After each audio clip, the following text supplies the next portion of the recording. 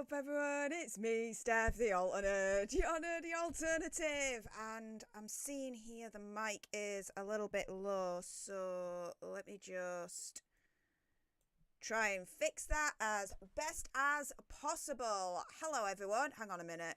Maybe it's not using the right mic. No, it is. Okay.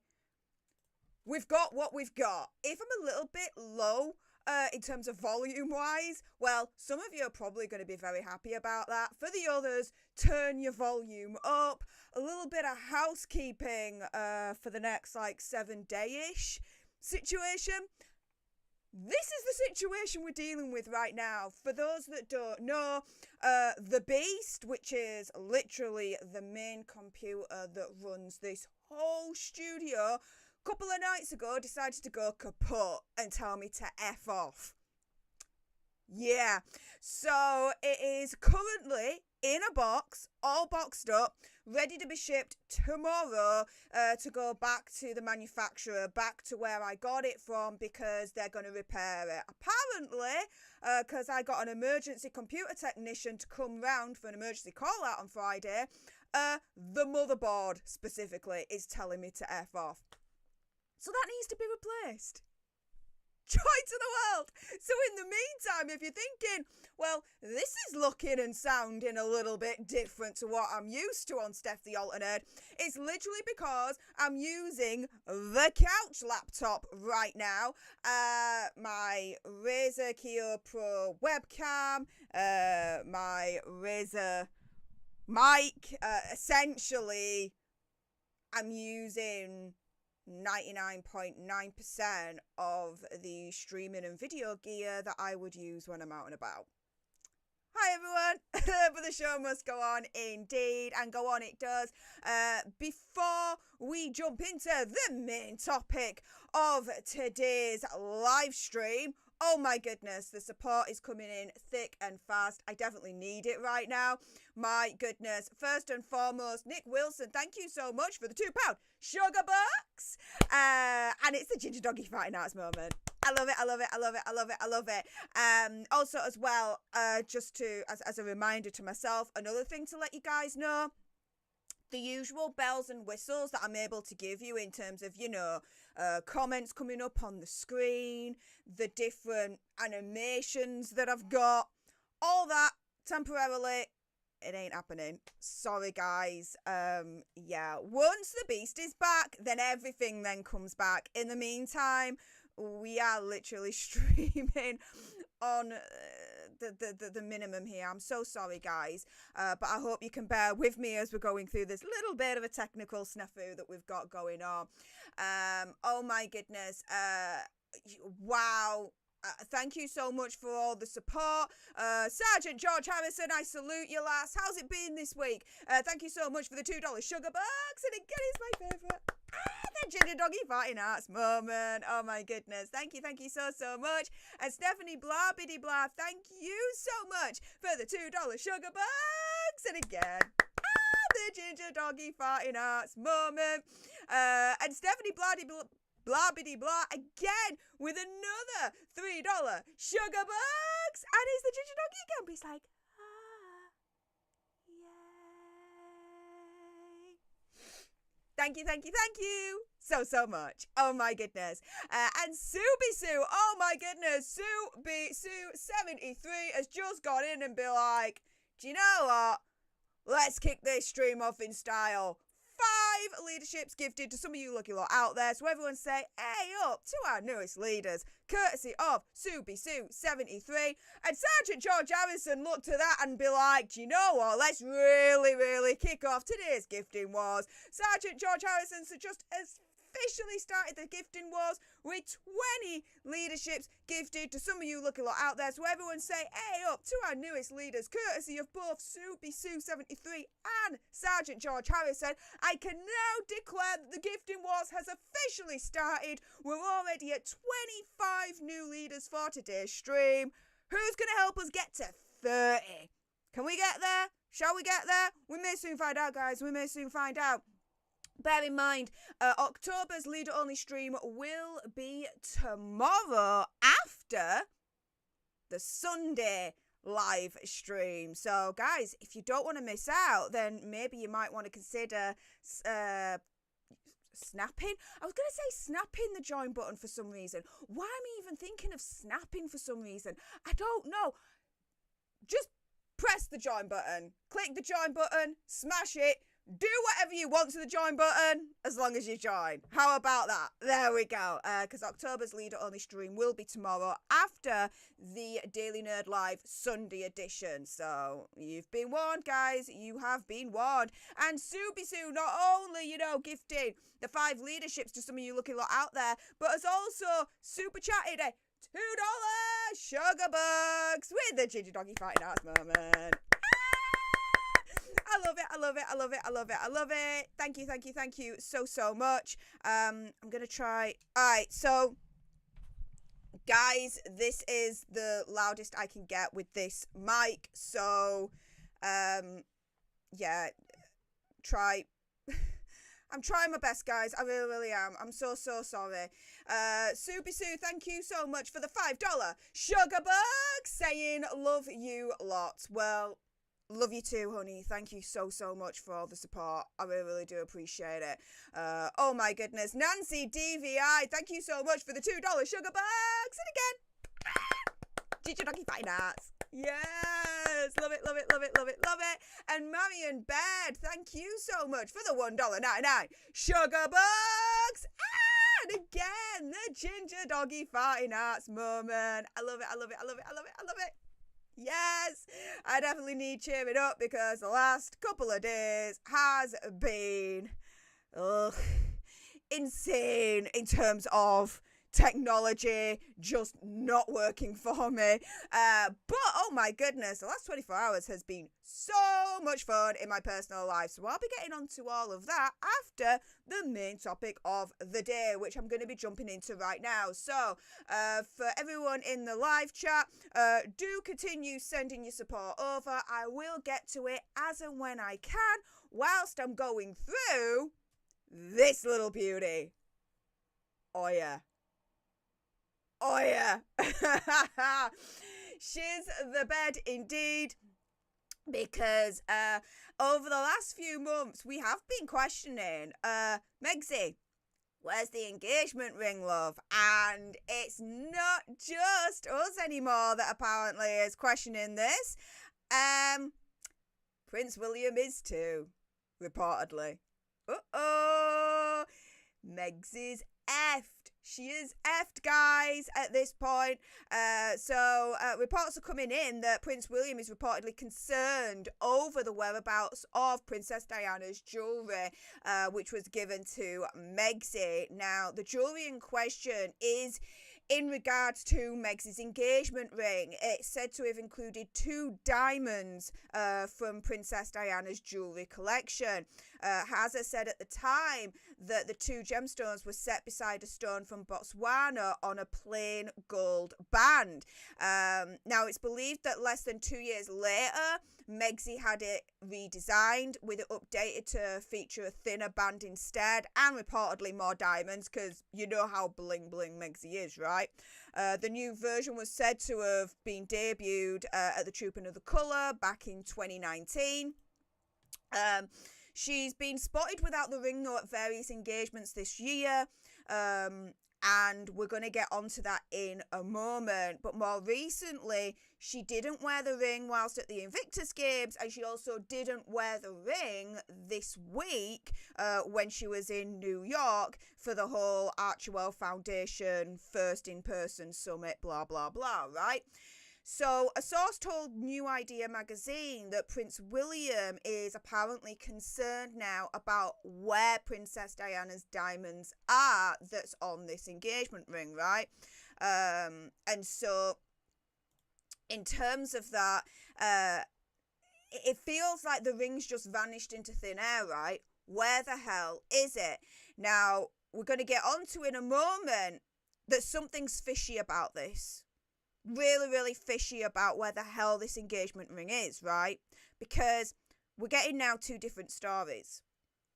Bear with me, guys. It's getting very, very murky indeed.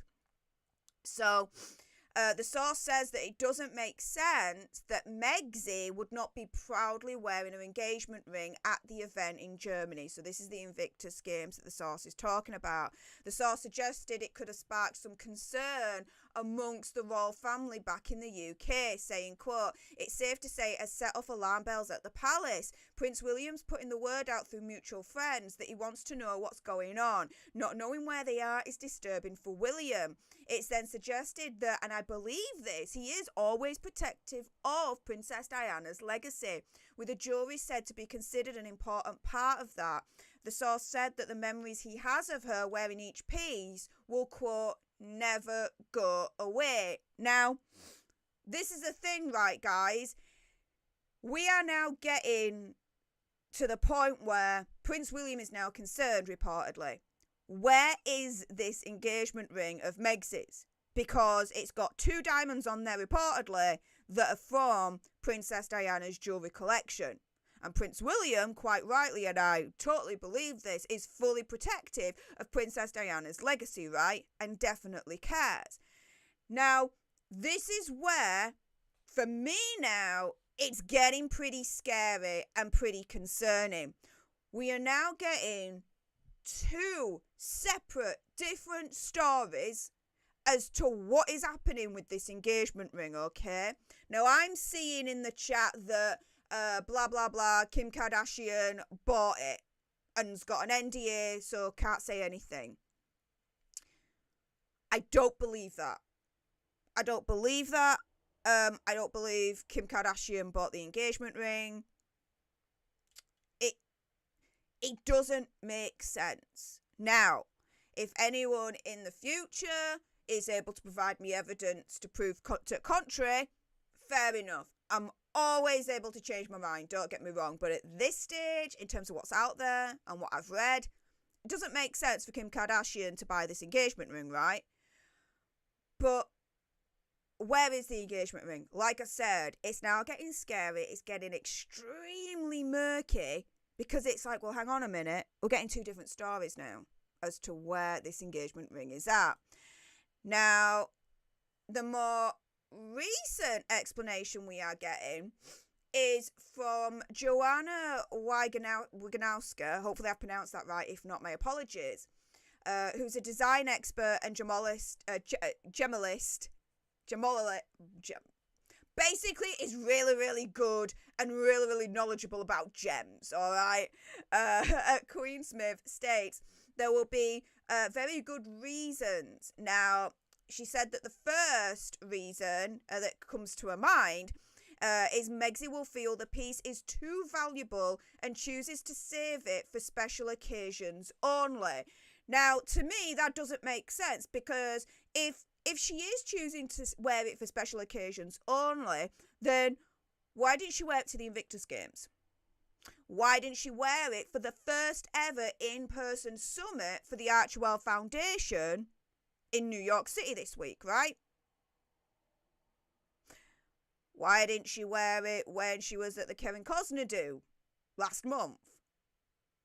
So, to turn around and say, oh, well, you know, she's only choosing to wear it for special occasions, blah, blah, blah. No. Now, this expert in gems goes on to say, Meghan Markle's engagement ring was one of the most hotly anticipated, widely celebrated pieces of jewellery to emerge in recent years when Harry proposed in 2017. True.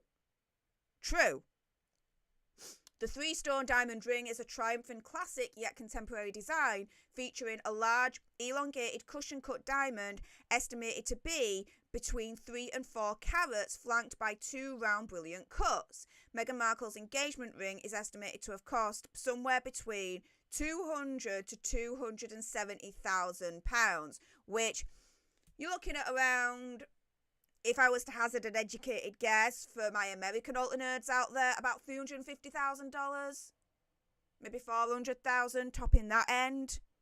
Yeah, this engagement ring is a lot of money, right? Now, this gem expert has turned around and said that she labelled the piece invaluable and extremely sentimental, meaning Megxie might opt to avoid wearing it for fear of damage or loss. again, it doesn't make sense. Because she wears jewellery that is just as expensive, yet she's not fearing damage or loss on that jewellery, right?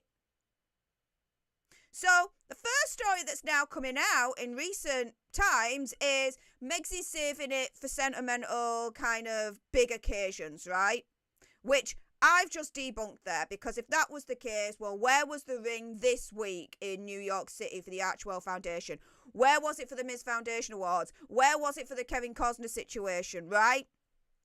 No.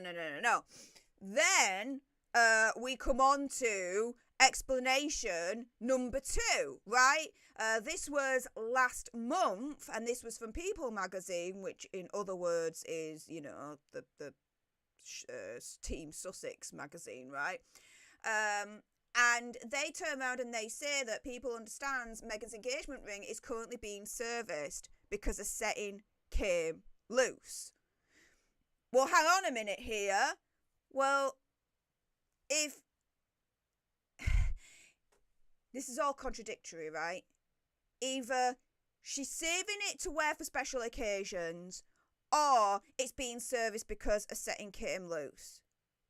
Either she's afraid to wear it because of fear for damage, or she's worn it, it kind of got a little bit damaged because the setting came loose, so it's in for repair.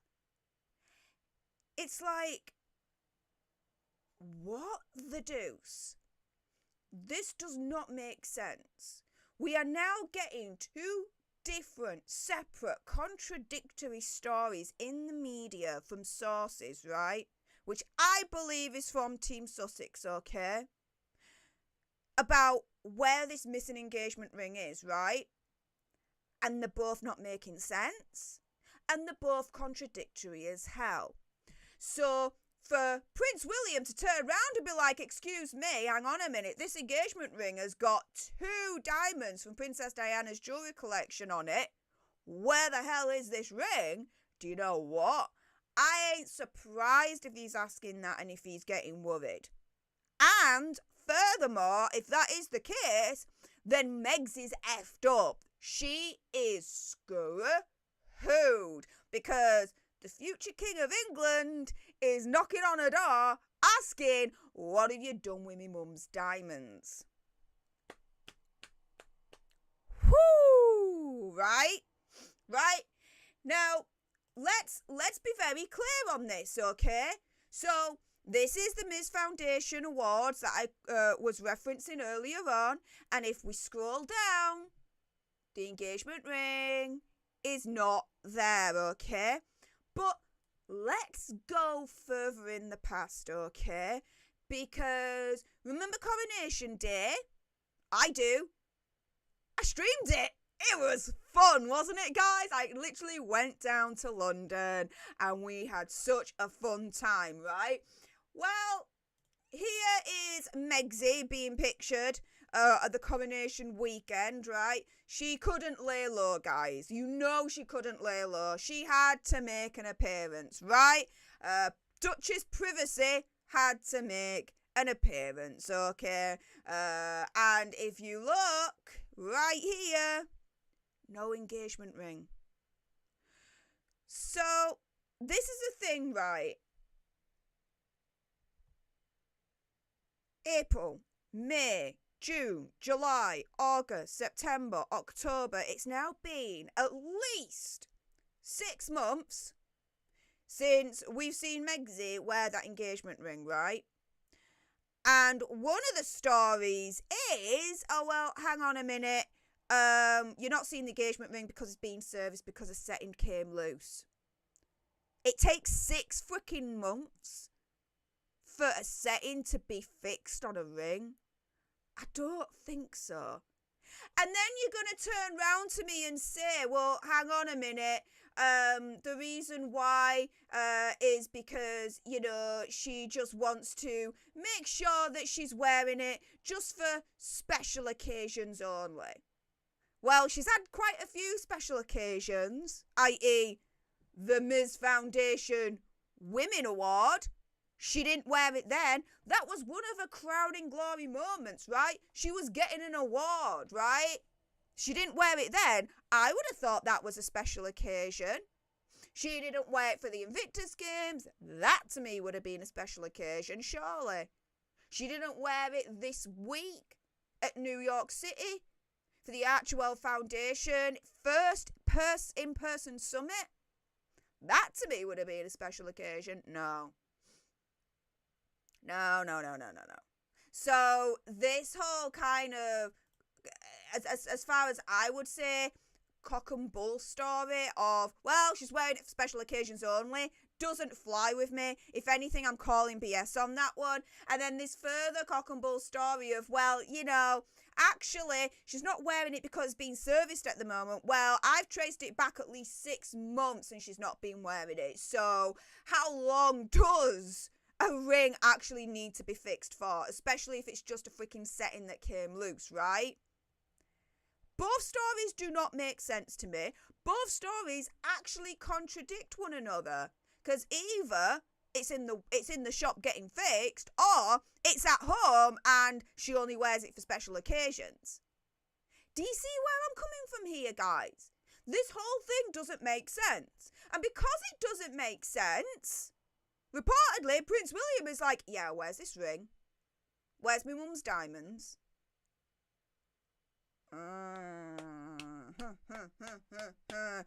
Guys, this is getting murkier and murkier and murkier when it comes to where the frick is Meg's engagement ring? Where is it? Because one thing that we definitely know when it comes to our Megsy is that she loves to imitate Princess Diana, right? Fashion, the situation, trying to say, I'm being treated just like Princess Diana was being treated by the media. Yeah, right, whatever. But you know what I mean, right? She has this absolute, as far as we're concerned, obsession with being like Princess Diana, right? Maybe because if people see her as Princess Diana, then we would love her. Yeah, no. But, you know, with her having such an obsession with Princess Diana, you would think that she would wear the engagement ring all the freaking time. It's got 2 diamonds literally from Princess Diana's collection itself. But she's not. Doesn't make sense, guys. It really, really does not make sense. With that being said, everyone that's watching live, stay exactly where you are. But for those that are watching on the replay, thank you so much for tuning in today's video. I appreciate all your faces. If you haven't done so already, then make sure you subscribe to join our alternate tribe. I'll be honest with you, help us get to 100k so we can get that silver play button right there. Like, share, comment down below your opinion, conspiracy theories, whatever. Also as well, if you've got some very strong opinions about where Meg's engagement ring is, and I bet you do, then make sure you send me a super thanks. It's just below this video right here. We can have a conversation about this because it does guarantee a response from me. And let's get into the live chat, shall we? Hey up, live chat. How's it doing? Same rules apply. Anyone that sends me a super chat sticker, PayPal, Stream Elements, your comments will guarantee to be read out. Everyone else, I'll just pick out what jumps out to me. Is pretty much what's going to happen, as always. But again, unfortunately, whilst the beast is going in for big, massive repair, the usual kind of bells and whistles that happen on these streams, you know, with your comments showing and everything, that's just not going to happen for the next week. I'm really, really sorry about that. Hopefully, this time next week, the beast will be back. It will be working and actually turning on. And yeah, we'll have even more fun. Now, oh my goodness, let me have a look at this. So, at the moment, wow, there's nearly 500 of you watching at the moment. I want to say thank you to you all for tuning in. I really, really, really do appreciate your support, especially with all the technical snafus that are going on so far. If you don't mind, please, at the very least, like this stream. It really, really does help our community. If you like this stream, it means that YouTube notices, and then they push us out even further so that more people can then watch this stream, watch this video on the replay, and learn, hopefully, the truth about what's going on with this engagement ring and Megsy, because I really, really do think that something underhand is going on. I have a theory. I really, really do. Now, I can see here that there's 263 likes at the moment and 479 of you watching. So, if we get to 400 likes, okay, in the next 5 minutes, then I'm going to give you my theory as to what Megsy is doing with this engagement ring. And I'll tell you something, guys. In my opinion, conspiracy theory, whatever, it's a theory no one has thought of, no one has said, and I think actually it might blow your minds. If I do say so myself, alright? I mean, you guys can be the judge, alright, when I give you my theory. But yeah, if we can get to 400 likes in the next 5 minutes, then I'm going to give you my theory as to what I think is actually really, really going on with this engagement ring. And let me put it this way to you. I've been looking into this now for the last couple of weeks. And this theory of mine, okay, I'll tell you something. It was actually Friday. So when the whole beast drama was going on and just was not turning on whatsoever, right? And I'm setting up this makeshift studio for you guys, yeah? So I can still give you the content you love and everything else in between, right? I was thinking about, the engagement ring situation a little bit more and the research that I've been doing into it. And it clicked. It clicked into my head, this theory. And I was like, shiz the bed. And so, yeah, it's like, when I thought of it, I was thinking, damn, if she's doing what I think she might be doing,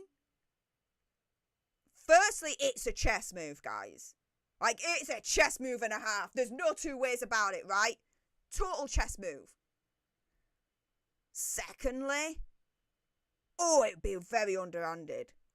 Very underhanded. Not only against Prince Hazard, but to Prince William and the royal family as well. If anything, it would be an absolute FU to Hazard, Prince William, and the rest of the royal family. It really, really would. So I can see here we're at 349 likes at the moment, or 350 now. Like I said, let's get to 400 likes in the next 5 minutes, and I'll give you my theory, my working theory of what I'm kind of looking at the moment. I'm also going to be consulting some of my YouTube law tubers out there, just to, I suppose, hopefully give some confirmation as to whether what I'm thinking is on the right track or not. But yeah, I'd only thought about this yesterday. Yeah, I'm talking Friday. I'm thinking it's Sunday right now. Oh my goodness. Time is just not a thing right now, I'm telling you. But yeah, let's get to 400 likes and I will give you my theory as to what I think actually Megsy is actually doing with this engagement ring. I don't think it's in the shop getting fixed. No way. I don't think she's saving it for special occasions. Not a freaking chance. I think there's another possible explanation for all of this. We're currently at 369 likes. We're very, very close to 400, so I'll keep an eye on it, and once we get to 400, I will give you my working theory as to what I think's going on with all of this. In the meantime, oh my goodness, guys, thank you so much for all the support coming through at the moment. Nancy DVI, thank you so much for the Ginger Doggy Fine Arts moment and the $2 sugar bucks. I love it. And thank you so much to Marion Bard again for the Ginger Doggy Fighting Arts moment and the $1.99 sugar bucks. Appreciate your faces. Guys, continue to smash that like button. We're nearly at 400 now. Long live George Harrison. Hey up, Sergeant. Thank you so much for the $2 sugar bucks. Saying, ooh, she is so busted. Yep. And if my theory's correct, I might have busted her too. I might have. We'll see. We'll see. Ms. Kim, though, thank you so much for your continued support for the leadership for the last 11 months. My goodness, it's nearly been a year. Wow, doesn't time fly when we're having fun, right?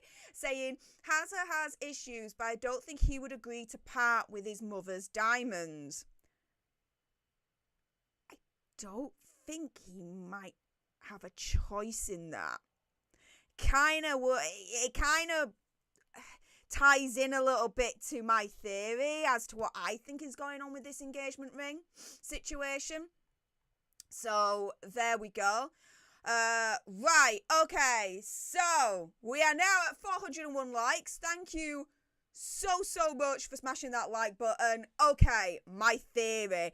Guys, continue to like the smash button. Okay, the engagement ring. So it is probably the most personal, strongest link physically that Megxie has to Princess Diana, who we all suspect, at the very least, she has a big, massive obsession for. She wants to be like Princess Diana, look like Princess Diana, in my opinion, conspiracy theory, whatever, because if she's associated with Princess Diana and looks like her and all this lot, that somehow that'll make us fall in love with her. Ain't working, ain't happening, but whatever, right? Okay. So, this is the thing, right?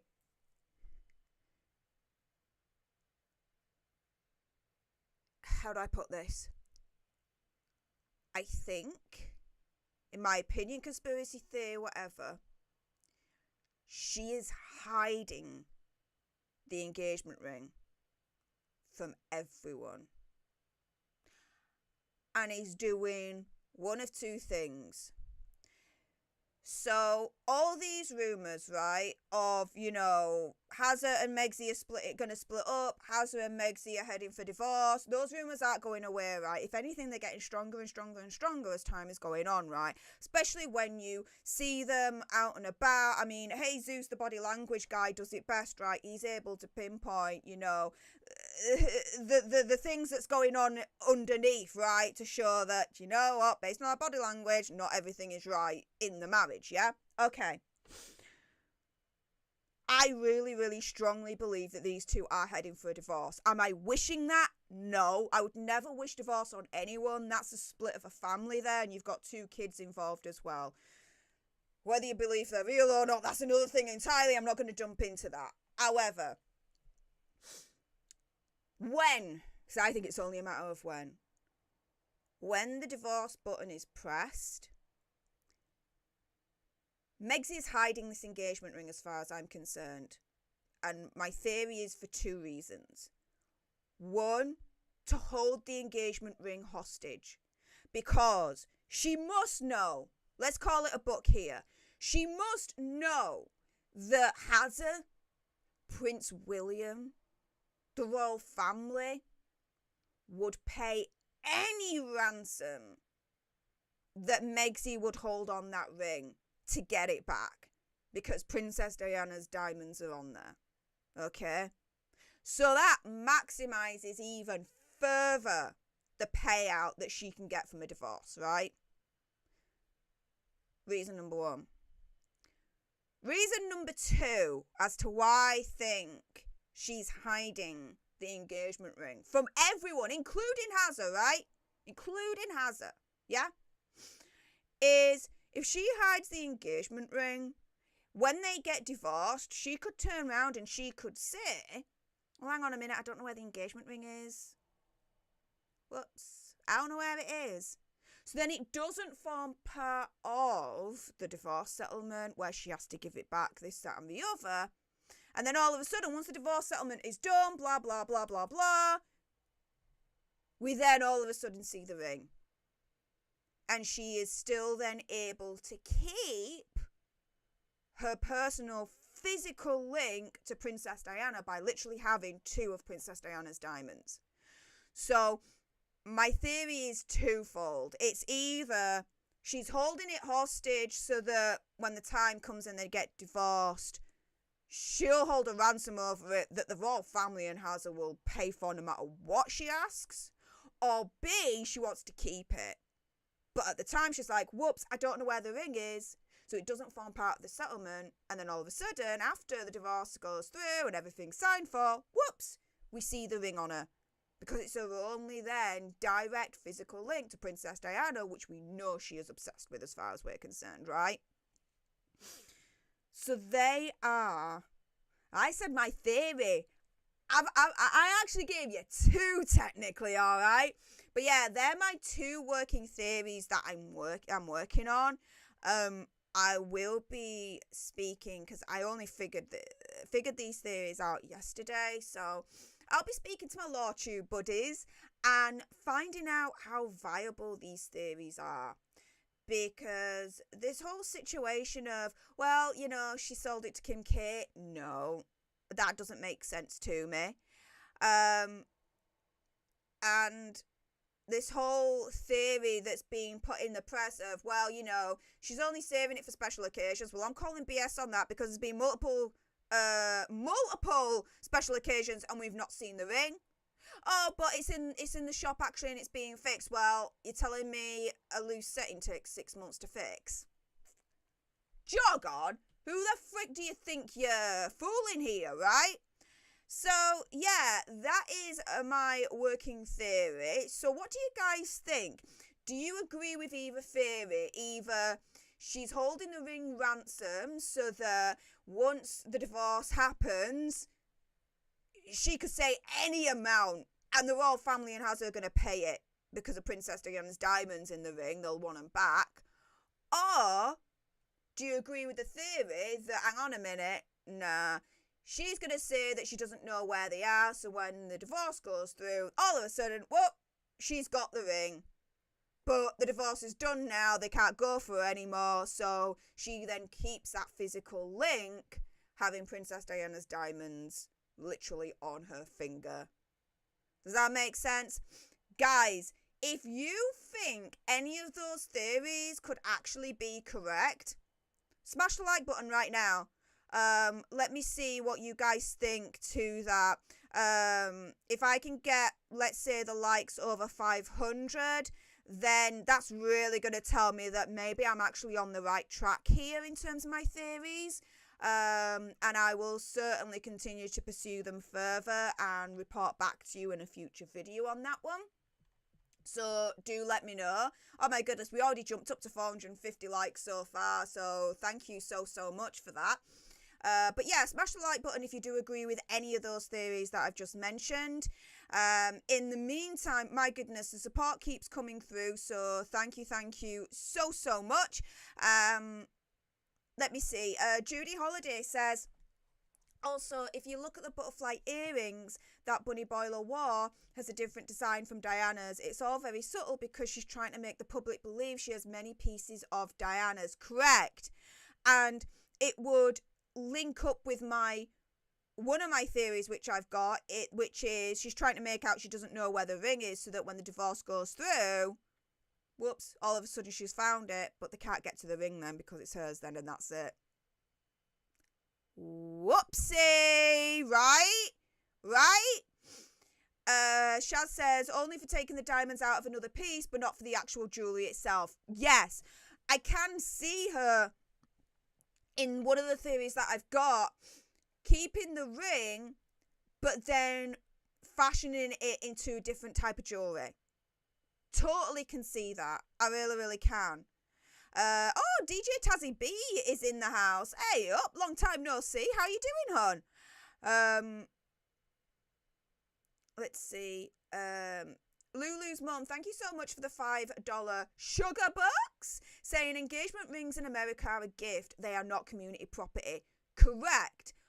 But in the UK, and especially when we're talking about an engagement ring that has literally 2 diamonds from Princess Diana's jewellery collection, there would be a lot of interest in getting that ring back, not only from Prince Harry, but also Prince William and the royal family, which then goes to my other theory, which is, well, maybe she's holding it hostage, so that when the time comes and they do get divorced, she could name a price. No matter what, she could name a price. The royal family's going to pay through the nose to get that engagement ring back. I mean, it's valued at what, £200,000 tops? Psh, she could ask for a freaking million for it. The royal family will pay it like that. They'll pay it like that to get Princess Diana's diamonds back. If it didn't have Princess Diana's diamonds in, we wouldn't be having this conversation. We just wouldn't. This whole missing engagement ring is extremely, extremely murky to me. Why ain't she wearing it? Let me put it this way to you, okay, guys? I'm going to get very, very personal with you right now. When I'm getting a little bit emotional even saying this, and I'm quite surprised that I am. When my relationship ended last year in May, this was the beginning of May last year, after 15 years, guys, I was engaged to him. Engaged for the full 15 years, actually. The marriage, the wedding never happened. I mean, thank goodness now in hindsight, don't get me wrong, but, you know, one of the many problems we had. Okay, whatever. I continued to wear that ring for a little while. Because there were 2 events coming up. There was a wedding with from my cousin in Italy, and then there was my grandma and granddad's 80th birthday party. I went to Italy twice last year for those events, right? I didn't want my family in Italy to know at the time that my relationship had ended, because I didn't want to put a downer on those events, right? I didn't want to spoil the events. It was only after my grandma and granddad's 80th birthday party I then told them. The only person in Italy that knew at the time during those events was my Auntie Susan. But that was it. And I continued to wear that ring to make it seem like everything was still fine when it wasn't. My goodness, was I going through so much emotionally, and waking up to a lot of truth and the reality of the situation that I, for so many years, denied.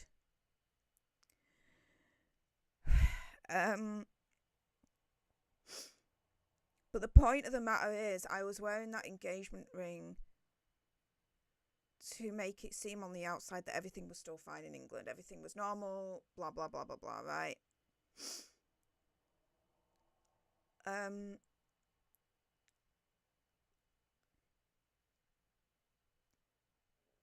It wasn't until the end of my second trip last year to Italy, so the end of my grandma and granddad's 80th birthday party trip, that I stopped wearing the engagement ring. I stopped wearing it because I don't think I've ever said this out loud before, but this is why I know, okay, that it doesn't take 6 freaking months for a loose setting to be fixed. It's because I stopped wearing the ring ultimately because one of the diamonds had fallen out whilst I was in Italy. So my engagement ring, it was a platinum ring. It had one big diamond in the centre, and then it had small diamonds going around it. It's called a halo setting. And it was one of the small diamonds out on the outside. One of them had fallen out.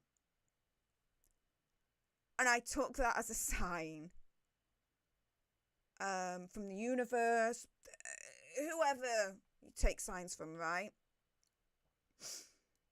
I took it as a sign to stop wearing that ring, that it was time. And so I stopped wearing the ring, and I told my family, all of them then, what was really going on. And when I got back to England, I went into the city next door. I know that there's a place that does repairs, and they gave me a quote and they told me how long it would take.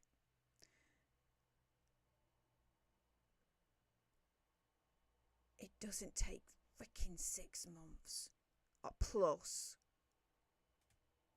because all diamonds come in all sorts of shapes and sizes, right? It's very, very easy to source a diamond, whichever grade you're looking for, right? And get it put back in.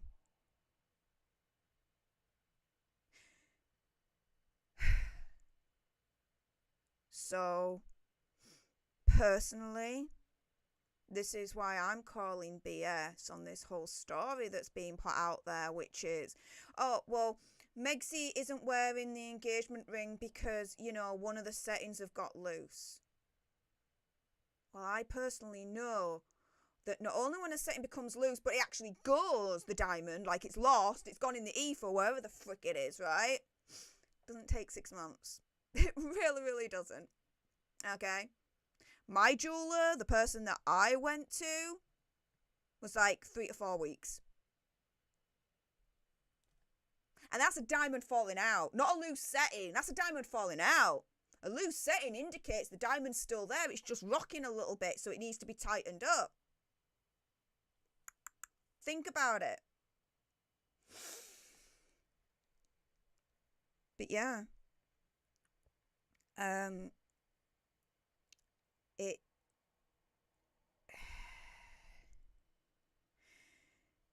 So on a personal level, it doesn't make sense that they're turning around and saying, well, it's in the shop because, you know, there's a loose setting, so it's going to be fixed. Well, it's been 6 months plus. Doesn't take that long. That's ridiculous. Also doesn't make sense that they're turning around and saying, oh, well, she only wears it on special occasions. Well, she's had multiple special occasions and it ain't been on her finger, so what the frick, right? This is literally her physical direct link to Princess Diana. She'd be wearing that thing all the time. She's not. I think something else more sinister is happening. So yeah, what are you guys saying about all of that? Let's have a look. Let me just scroll up a little bit, because here we go. Let's see where we are. Okay.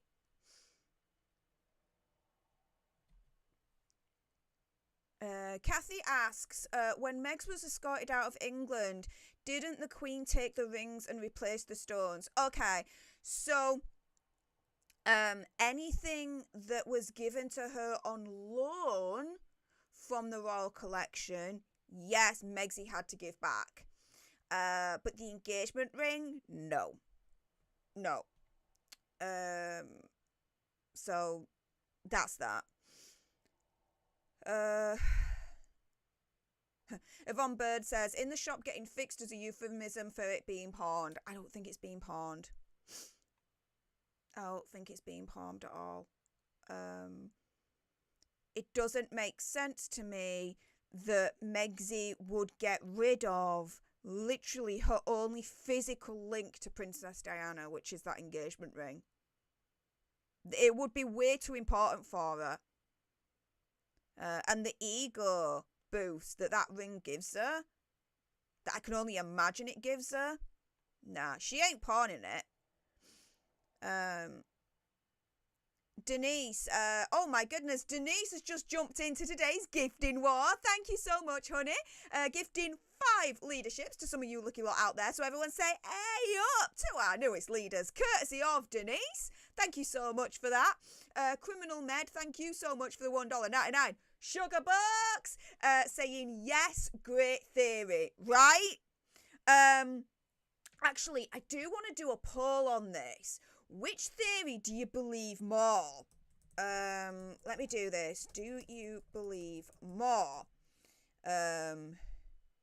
So, holding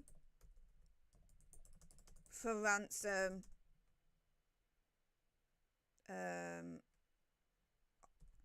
So she's either holding it for ransom when divorce comes, or hiding it to keep it after divorce. So this will be interesting to find out from you guys. Which theory of mine do you believe more? Either she's holding it for ransom, so, you know, by the time the divorce does happen, because I do believe it, unfortunately, it will be only a matter of time, that all of a sudden the ring will come into play, it'll be discovered, and she'll be like, right, if you want it back, I know to a Princess Diana's diamonds are on there, you'll definitely want it back, because if you want it back, pay me $1 million, or something along those lines. Do you believe that one? Or do you believe the other theory that I've got, which is she's hiding it so that it doesn't enter into the divorce negotiations, and so once the divorce is done and dusted, whoops, I all of a sudden have found it, and she gets to keep it, because the divorce is done and dusted at that point. They don't have a leg to stand on, right? Which theory do you believe more? Let me know, guys. Let me know. Let's scroll down. So Nancy DVI, thank you so much for the $5 sugar box. Keep the support coming, guys. I definitely need it whilst the beast is getting fixed. Saying, Steph, you might be right. She's very obsessed with Diana, right? And like I said, and I don't think I was BSing you, my theories, I don't think have really been thought of before. I would like to say anyway. So, you know, I'm just saying. Let's see. Ange says, I think she's an opportunist either way. I do too. So she's either an opportunist in terms of maximizing even more the payout that she'll get when they do divorce by holding the ring ransom, because again, the royal family will pay whatever I think she asks for that ring because of Princess Diana's diamonds on there, right? Prince Asa will definitely want it back. Prince William will do everything that he can do to get it back, and bear in mind, he's got the Duchy of Cornwall, so dude's loaded. The royal family will do anything to get it back because they're very highly protective of Princess Diana's legacy, right? The last thing that they'll want is for it to be somewhat in the hands of freaking Megsy, right? So you got that theory. Or, you know, she's an opportunist in another way, which is she's that obsessed with Princess Diana, being like her, dressing like her, this, that, and the other, that she will not let go of the only physical link that she has with Princess Diana, which is being in ownership of Diana's diamonds, right? There you go. Jackie Swan says, I always smash the like on my way in. Well, thank you so much, Jackie. I appreciate the support. Oh my goodness, Sergeant George Harrison, thank you so much for the awesome $100 sugar bucks. Wow, oh my goodness. Hearts in the chat for our Sergeant right now. That is an insanely generous sugar bucks donation right there. Saying you are so right, she is so evil. I do not like her. I do think she is nasty. I really, really do. Haven't I made it obvious, really? My feelings for Megxie over all these months? If not, at least you know now. Although, to be fair, I mean, let's keep it 100. I have done a few videos defending Megxie in the past. So, I'm not like 100% like, you know what I mean? When there's cause to defend her, I'll do that too. I really, really will do. Because I've got integrity, guys. So, there we are. Lulu's mum says, agree, Steph, there's something squirrely going on with the ring. I really, really do think there is something squirrely going on. Something very underhanded, something very sinister. And I think my two theories that I've got, it's not looking good, is it, guys? It really, really isn't. Let's see. Margaret Morris says, think she will try to keep the ring. She is Diana obsessed. Yeah. You know, there is reason to believe either of these theories, right? Keep on voting in the poll. Be very interesting to see where you guys lay with all of this. Shell says, in my opinion, she's going to hide it until she finds a buyer. The only way I see her selling it is back to the royal family. Again, going along my theory that it maximises her payout with the royal family. But we'll see. We'll see what you guys think in the poll in a moment. Catherine Mazinher says, months ago when she wasn't wearing the ring, I commented that she either sold it, bartered it, or hid it. The palace needs to demand the ring back. Well, they at least need to demand where the frick the ring is, that's for sure. And Hazza needs to grow some balls and ask that as well, as far as I'm concerned. And Diane Webster's just jumped into today's gifting wars, gifting 5 leaderships to some of you lucky lot out there. So everyone say, hey up to our newest leaders, courtesy of Diane. Diane, thank you so much for jumping into today's gifting wars. And thanks to everyone that subscribed to our community at this point and joined our alternate tribe. We are at, my goodness, 77,550 alternates in the tribe right now. Guys, if you are watching this live stream and you haven't already, please smash the subscribe button. It certainly helps us grow our community further.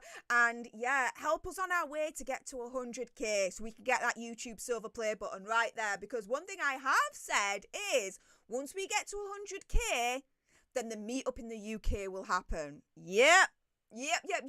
So everyone's been asking, when are you going to do a UK meetup? When are we going to do a UK meetup? Well, the power's actually, guys, in your hands. Because once we get to 100k, that's when the meetup in the UK is going to happen. So really, it's up to you guys. So thank you so much to everyone that's subscribed so far as well. You guys are freaking awesome. My goodness, let's see. Diane says, sorry I'm late, Steph. I love the format and presentation, so I challenge all members to match my membership and leader gifts. Hey! Well, thank you so much, Diane.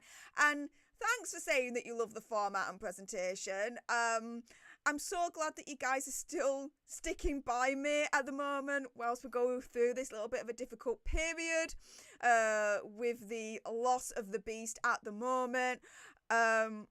I still feel a way about it. Like, I mean, it is what it is. There's not much more I can do about it. I'm still trying to do my best by you guys, but, you know, the audio, the visuals, the way that this is all about. Like, when I'm out and about, you know, in a different country or different city, fine, okay, I'm happy with this. But when I'm in my own home and I know I've literally got better equipment, literally centimetres away from me and I can't use it because the beast has told me to F off.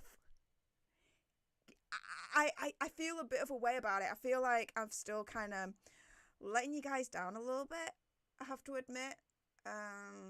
Because when I'm at home, I'm not giving you the quality and standard that A, I'm used to, and B, you guys are used to. So I do feel a bit guilty and frustrated at the same time. Because I was really looking forward to playing with the Rodecaster Pro 2 that, my goodness, Sergeant George Harrison had got me for my birthday earlier on this week. And yeah, I can't play with that at the moment. No. It's the same soundboard that Andy has got as well. And so, I was looking forward to putting on some, sound bites and all that lot as well to make these streams and videos even more dynamic and fun for me and you guys. But yeah, we're going to have to wait for all of that now. Damn it. Marion Baird says, when was the last time it was seen? Do you know what? I want to say last year. But that's actually a really good question, in all honesty.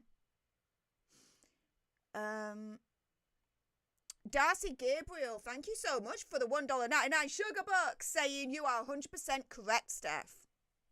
Thank you. Appreciate that. T as in Tina, thank you so much for the $2 sugar bucks and the lovely early birthday presents that you gave me last month at round one with your daughter CT. You guys are amazing.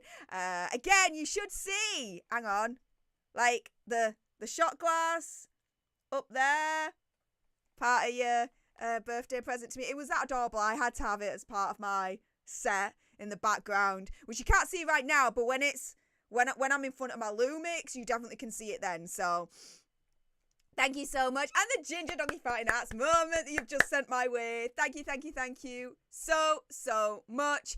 Meerkat Moon says, either way though, wouldn't it end up with Lilibet? Potentially. It depends, I suppose, on what she wants to do, right? Either hide it and then hold it for ransom when the divorce happens, or hide it and once the divorce ends, whoops, I found it, but, tough luck, the divorce has gone through now, so I'm keeping it. Ha ha ha ha ha. Right? To me, it's one of those. Because her not wearing it now doesn't make sense to me. Especially with the two stories that are out there through sources, which to me is Team Sussex saying either, well, A, it's in the shop, or B, she's saving it to wear for special occasions. Well, if she's saving it to wear for special occasions, then it's not in the shop. And if it is in the shop, then how can she save it to wear it for special occasions? You see where I'm coming from? This whole damn thing doesn't make sense. Where is the freaking ring? Jew, thank you so much for the $10 sugar bucks, saying, she's definitely obsessed. At this point, I think Megsy has convinced Hazza for her to keep it or sell it and hide it, in my opinion. I don't even think Hazza knows where the frick this ring is. I really don't. I really don't. I don't think he knows. Elke Medini, thank you so much for the $4.99 sugar bucks. Saying, have you watched Bookworm 2? She believes it was confiscated when she was booted out of England and sent to Canada. No. The engagement ring, no. Because, think about it this way, right? When the then Prince Charles and Princess Diana got divorced, Princess Diana still kept the ring. So, no. Everything else, yes, it will have been confiscated from Megsy. The ring is a different matter altogether. So I don't believe that theory. So there we go. Let's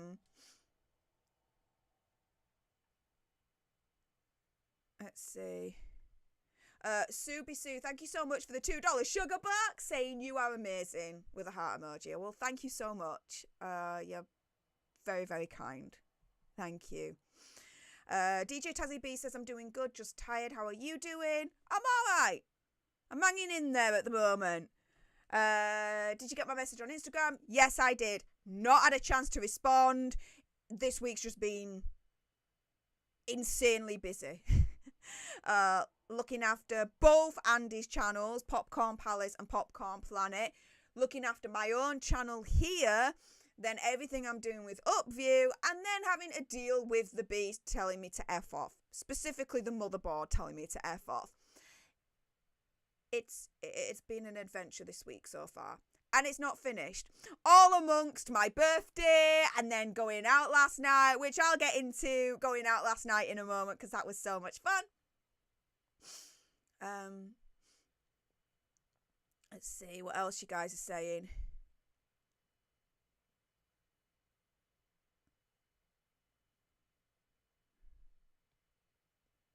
Yeah, Chelsea Stevens, exactly. If you have a jeweller that knows what they're doing, of course it won't take 6 months to fix. Exactly.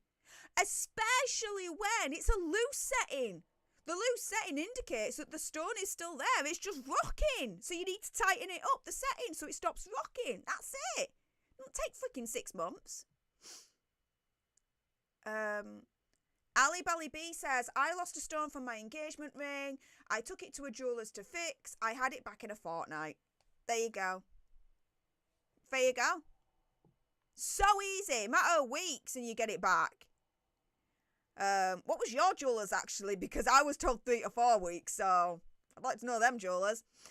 Jean Woodhouse, thank you so much for the $5 sugar bucks. Saying, I think the royal family has it back. A lot of you think that. No. I firmly believe the royal family do not have it back. I mean, if you just look at the precedent of Princess Diana alone, she still had her engagement ring, so no. No, I don't think they've got it back. No way. Ms. Kim, thank you so much for the $5 sugar bucks, saying, do we know if the diamonds are from a private piece or royal piece? The chat is saying the royal family has no say in her private things after divorce. Okay, so the reports are saying that the diamonds are from Princess Diana's private collection, right? Now, this is the thing. It's from Princess Diana's private collection, the 2 diamonds, but then it was used in a royal wedding to Prince Harry, the brother to the heir of the throne of England, right? So that then places these 2 diamonds in a sort of grey area, which is, yeah, they're part of Princess Diana's private collection, but they now form a part of the royal family history, right? So, because they now form a part of royal family history, and they're Princess Diana's diamonds as well to boot, then I would certainly see the case where the royal family wants that ring back as part of the divorce settlement. Because that ring, again, has now formed part of royal family history, which is extremely important, right? And so, again, she could hold that ring for ransom and the royal family will pay whatever to get it back. Not only just the royal family, just look at Prince Hazard and Prince William alone. They'll pay through the nose to get their mum's diamonds back. Do you see where I'm coming from? So, yeah, reportedly they were from the private collection of Princess Diana, yes, Miss Kim, but they're now formed a part of royal family history, so it's in that grey area now. Does that make sense? I hope that makes sense.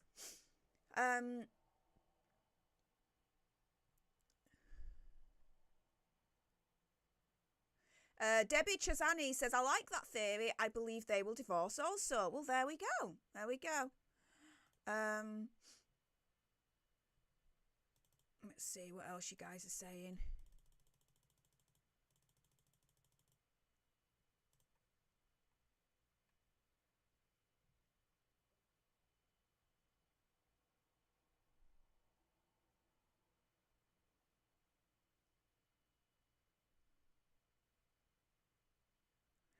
Oh, Shaz. You're all giving Megsy what she wants and what Hazza wants for her, keeping her in the news and clickbait topics.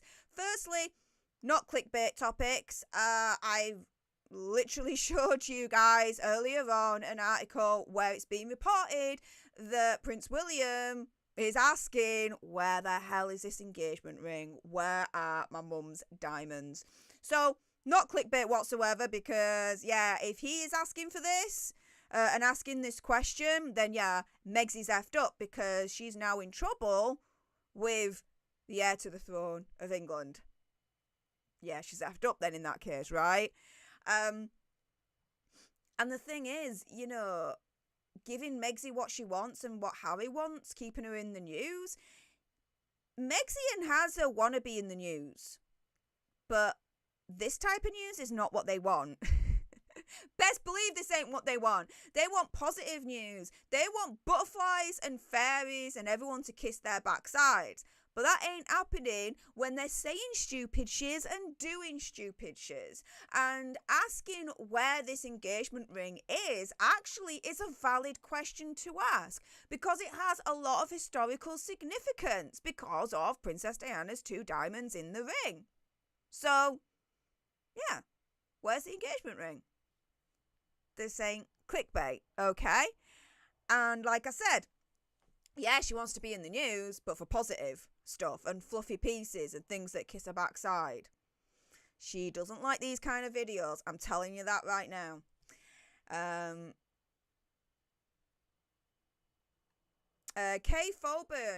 K-Phobian says, as a retired jeweller, I also threw the donkey shiz flag on it, taking months to repair. Also, Steph, thank you for opening to us. We are here for you. Oh, well, thank you so much, Kay. That's very, very kind of you to say. My goodness.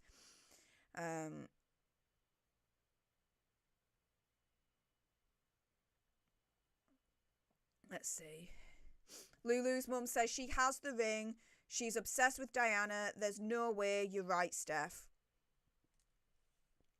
I think there's something to this. I really, really do.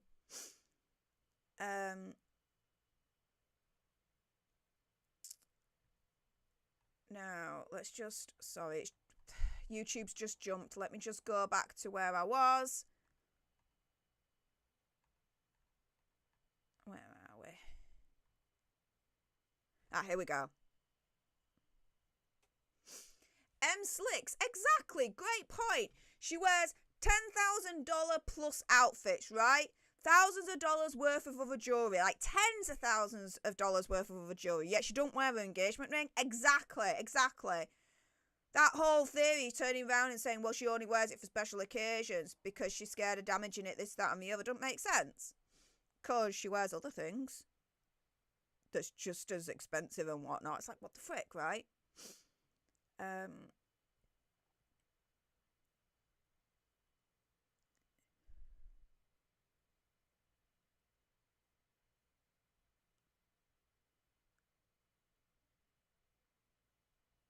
Trevor Higgs says, Steph, how about blackmail for keep the ring or the children? I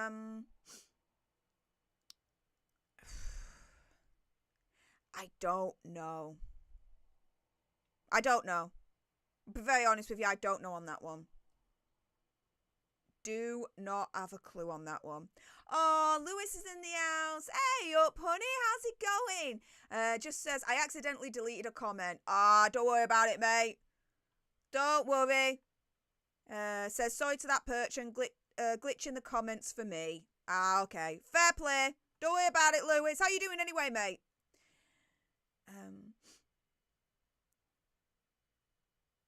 Let's see. Louis says, anyway, support Steph for her next trip to LA. Yeah, you know, you guys, I'm going to be coming back. I was editing some videos of like the stuff that I had filmed whilst I was in LA the last couple of weeks.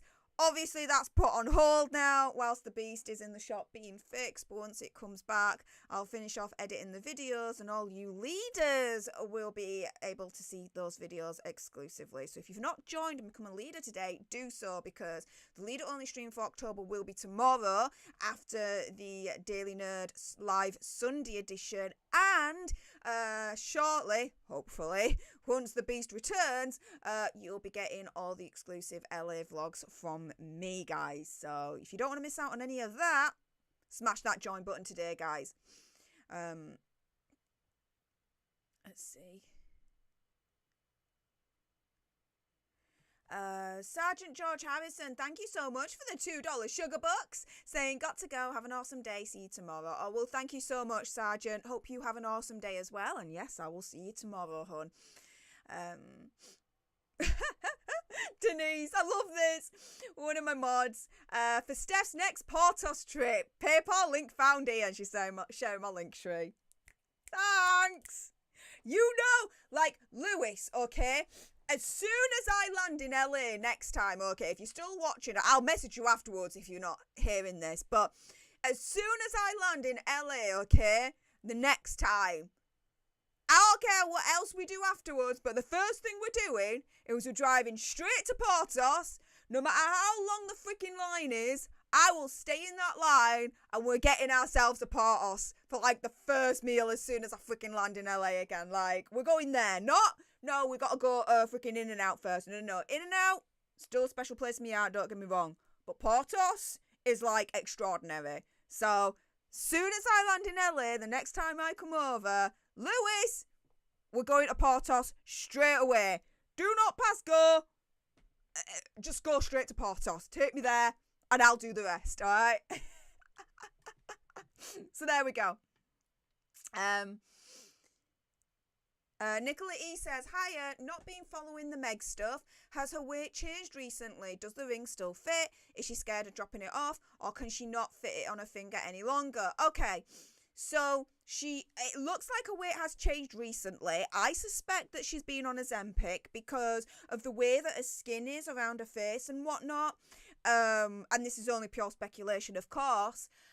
The thing is, though, if the ring doesn't fit anymore, yeah, you can get it resized, but again, it still doesn't take 6 months plus to get a ring resized. It just doesn't. So, again, where's the ring? Where's the ring?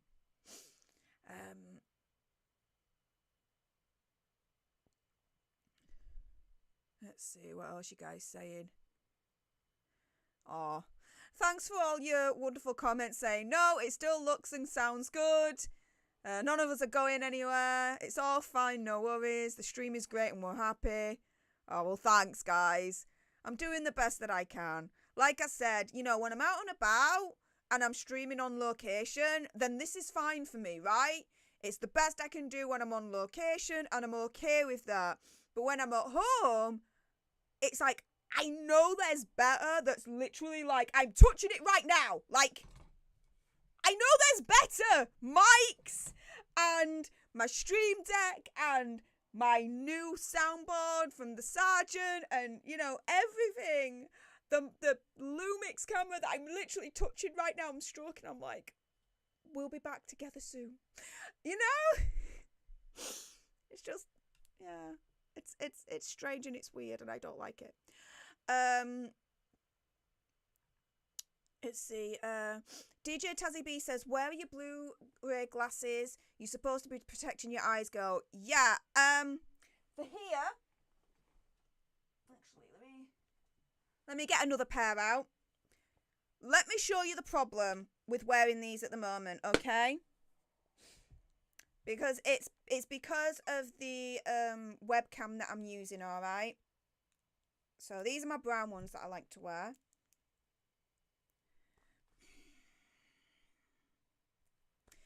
It's, how do I put this? The Lumix is really, really good at lessening the reflection in my glasses. Obviously, though, the Razer Pro Keo isn't. And so it's too much of a distraction on screen where I'm wearing these glasses and you're seeing this reflection. So at the moment, yeah, I'm not wearing them. But yeah. As soon as the beast is back, I'm wearing these things. And in all honesty, when I am working on my laptops, when I'm not streaming or making videos, I am wearing my glasses then. So I'm still protecting my eyes as best as I can at the moment anyways.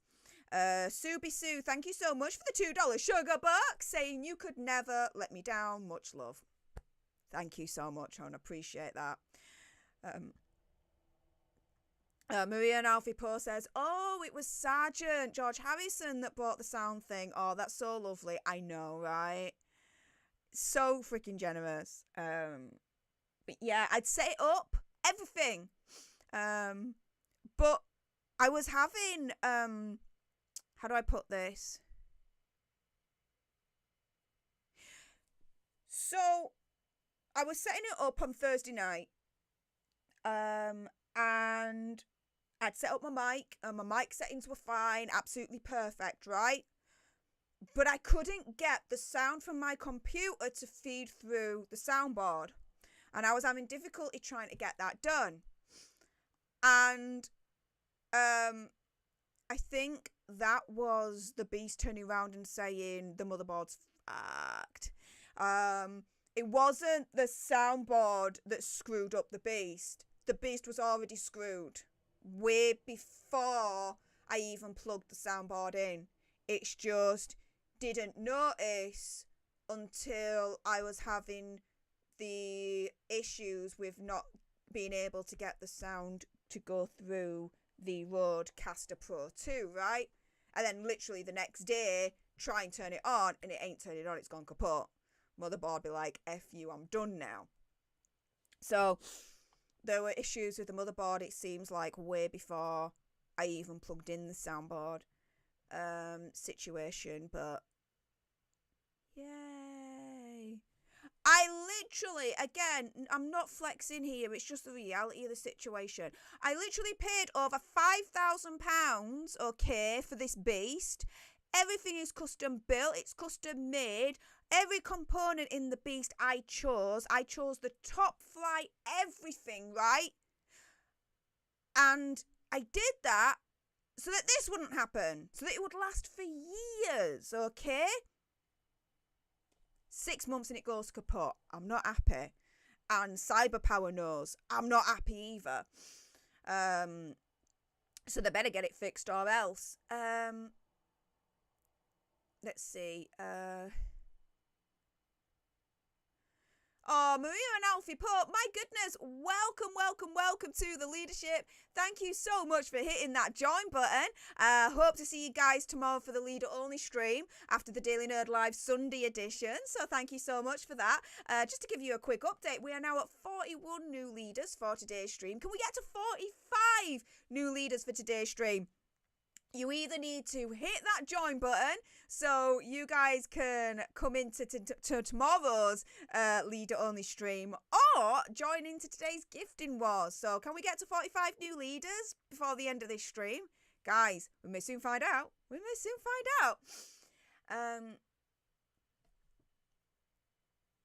Jamie Gray says, how Meghan was with the diamond bracelet from her ex makes me think you are probably right, Stef. She wants to keep it.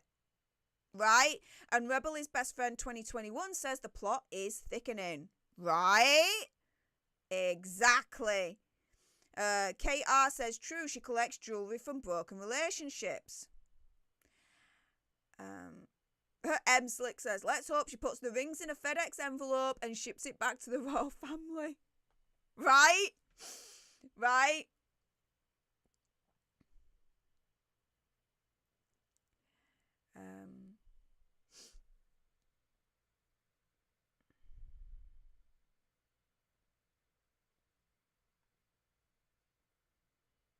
Let's see. Yvonne says, Steph, are you attending any Halloween parties this season? Nope. Nah, I don't do Halloween. I know it's a massive thing in America. My goodness, when I was over there the last couple of weeks, my goodness, the stuff that you have for Halloween.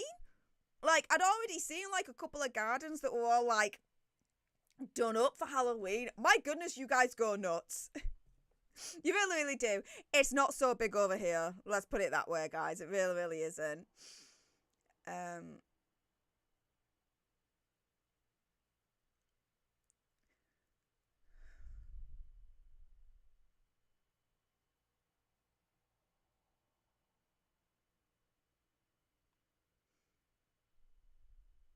let's see what else you guys saying.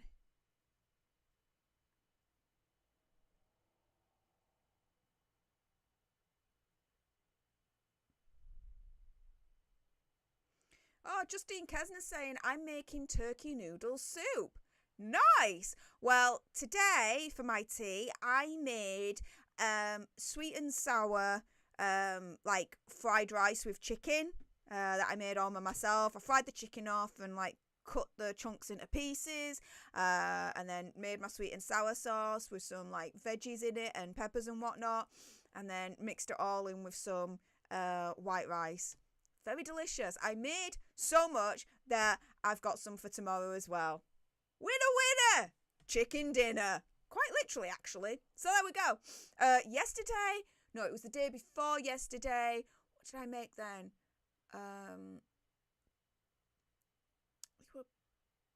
Pasta? No. It was another rice concoction again.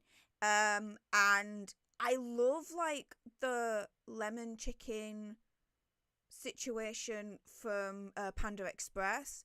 So I'm trying to make my own now. So I did my first attempt of lemon chicken with rice. I've got some work to do. But it wasn't bad for my first attempt, let's put it that way. Like I think it needs to be like lemon honey chicken or something along those lines, but yeah, we'll see. Um, let's see what else you guys are saying.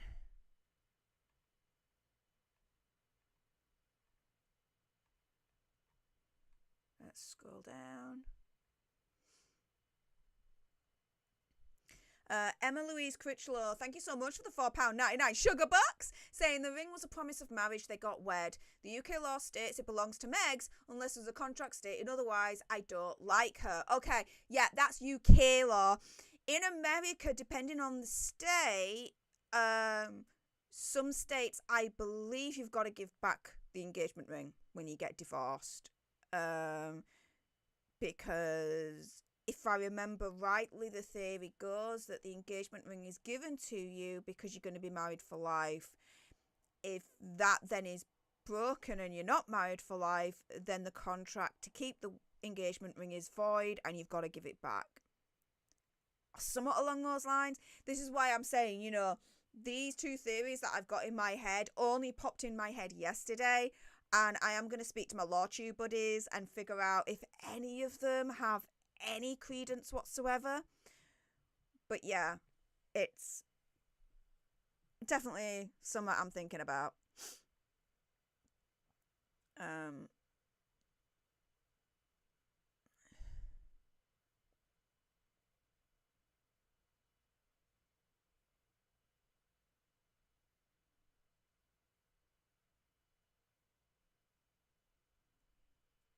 My YouTube. Now that's a good one. We haven't seen Diana's aquamarine ring lately either. I'm behind on the video if someone mentioned that. Now, the aquamarine ring of Princess Diana. Now, that's an interesting one.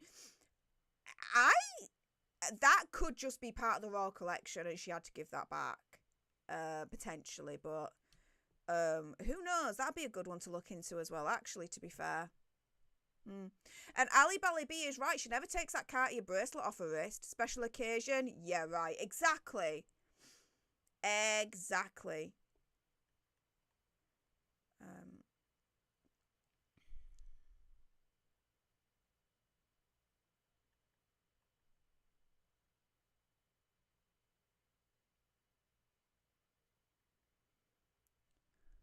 For the kids is like, it's now Portos, not in and out. Yeah. My standards have increased from Megsy and in and out to Portos. There you go. Rebel is the best friend 2021 says in the divorce decree it could require she return it. This is why I need to speak to some of my LawTube buddies because, yeah, I think, to me, it doesn't make sense that she's not wearing it. If everything is still okay in the marriage, right? Like I said, from a personal perspective, I only continued to wear it after we'd split up last year because I didn't want my family in Italy to know that anything was wrong whilst those two celebrations were happening. As soon as those two celebrations had done, and I suppose the universe was like, it's time, which when one of the diamonds fell out, then I told them and I stopped wearing the ring at that point because then it was done, right? It's over. I'm not engaged, right? Done and dusted. For her not to wear the engagement ring is not helping these rumours that their marriage is in trouble. It's like she's making a rod for her own back. If she doesn't want these rumours to persist as strong as they are, she needs to start wearing the engagement ring again. There'll still be questions about the state of their marriage, of course, but I don't think they'll be as strong as they are right now.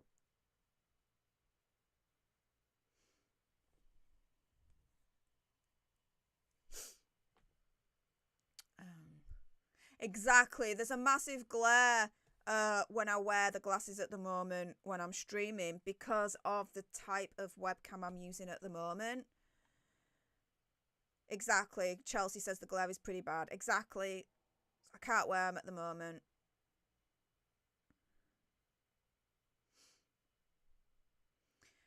Lisa says, I believe she sold it.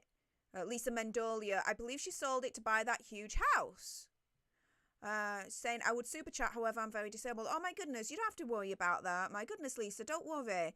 I'm the type of channel whereby, as I say in every single stream, when I start the live chat portion, right, of the stream, super chat stickers, PayPal stream elements, those comments are guaranteed to be read out. For everyone else, I'll just read out the comments that stand out to me. So I'm one of those YouTubers whereby I don't just read out your super chats. I'll read out normal chats as well because you guys that are doing the normal chats are still supporting the channel by watching, liking, subscribing, sharing, chatting, all that jazz, right? It's just there's so many of you now in the community and I'm so grateful for that. I can't read every single one like I used to. So it's just the ones that jump out to me. But there we go. Wank Shaftesbury says, Steph in neon blue looks cool. Thank you. Again, it's not ideal, but it will do for now. At least I can still, give you this content and still stream with you guys and have a chat with you and everything. I'd certainly be lost without the couch laptop. So thank you so much, you guys, for your support.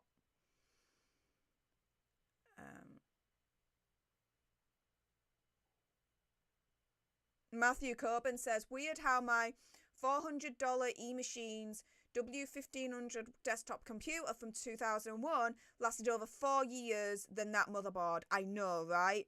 Now, I was speaking to Carlos. Shout out to Carlos. He is a buddy of Andy's, and Andy got me in touch with Carlos because whenever Andy has any issues with like sound or technical stuff, he goes to Carlos. Carlos was kind enough to give me some of his time, and when I spoke to him about my computer and I explained to him what was going on with the beast, he even agreed, yeah, after the diagnostic that we did with the emergency computer technician that came out on Friday, yesterday, or Thursday, was it now? Thursday, it was Thursday. Thursday, bloody hell. Time is flying away, isn't it? Thursday. Even he said, yeah, it's the motherboard. And I was like, but how could this be? How can it be the motherboard after only 6 months? It's a brand new motherboard. It's one of the top of the line motherboards you can get. It's an Asus ROG. Like, it's an Asus ROG Strix motherboard. Like, it is top premium, top flight. How has this happened? And Carlos turned round to me and said that it could have been faulty all this time. And it could just be luck of the draw that I got a faulty motherboard right at the beginning. And that it how do I put this? The way he explained to me was this. If you get a machine that has a faulty motherboard, sometimes it doesn't present itself as faulty straight away. It'll work fine, but then the faultiness will start to come about, and then it'll just go kaput. And it's just a matter of time. It could have been 6 months, it could have been a year, it could have been 2 years, it don't matter. It could have been a month from getting it, and then it goes kaput, right? But no one would have known it was faulty until you start using it. You know what I mean? And so, yeah, Carlos gave me the theory that potentially this motherboard could have been faulty right at the start. Yay! So, when this motherboard gets replaced by cyberpower, I could still, I mean, hopefully, you know, the chances of getting a faulty motherboard right at the start is pretty slim from what I know. So, hopefully, the odds are in my favour that once it gets replaced and things fixed, it's Gucci from there on in, but we will soon find out in the future on that one, shall we? But yeah, 6 months, and then the thing goes kaput. Let's put it this way. If you guys were in my house and I realised that it was the freaking motherboard that was telling me to F off, rather than the power brick inside, right? Oh, my language got very, very colourful at that point. Let me tell you. Very colourful. Yep. Yeah. And now everything's falling off. One moment, guys. Oh, my goodness. There we are. I literally have my mouse underneath. You don't need to know. And it just fell off because that's just how things are happening in the studio at the moment. Okay. Let's see what else you guys are saying. Jackie Swan says, third ad in the live chat. What is going on? Okay. So, I'll be 100% honest with you guys. When a YouTuber sets up a live stream, YouTube have changed the settings actually recently on this one. Now, before, YouTube would be like, right, do you want us to automatically put in the ads in when you're live streaming or not? Now, I would say yes to that. Now, YouTube gives us 3 options, or 2, or somewhat along those lines.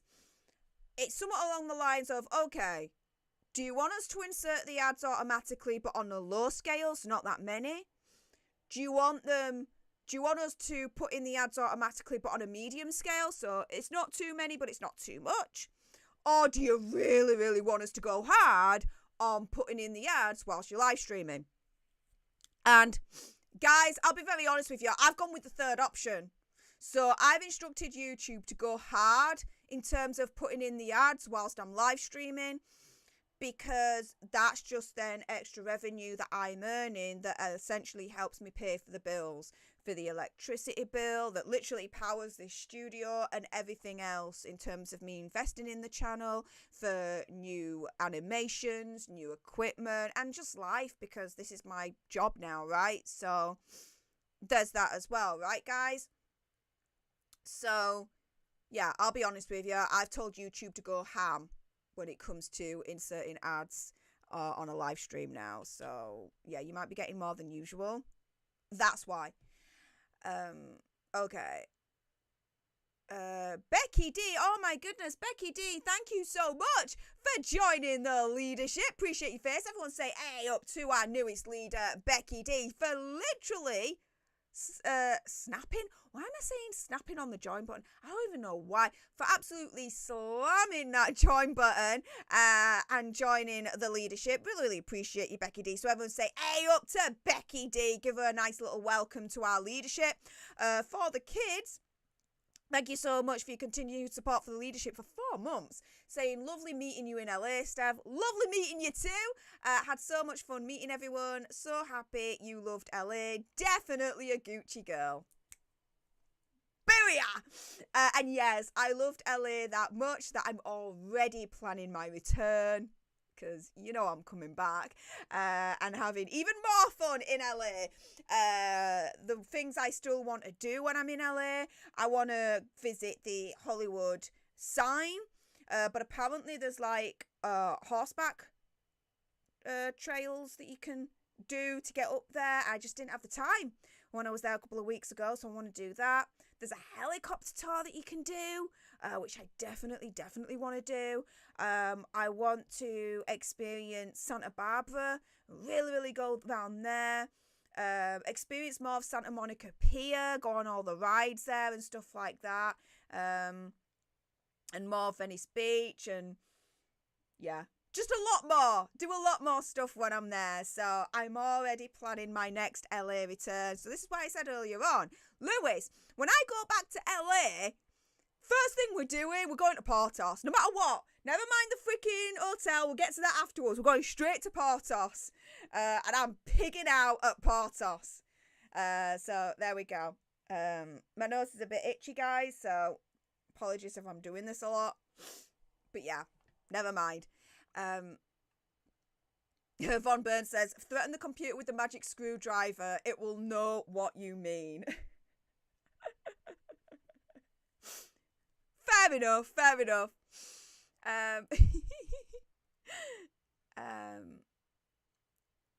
Let's see, what else you guys saying?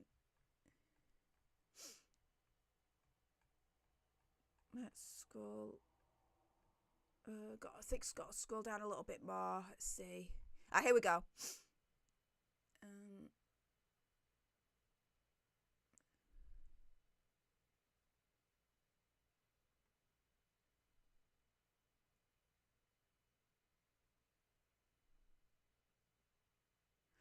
Emma says, Emma Louise Critchlow says, they got married in the UK though, not America.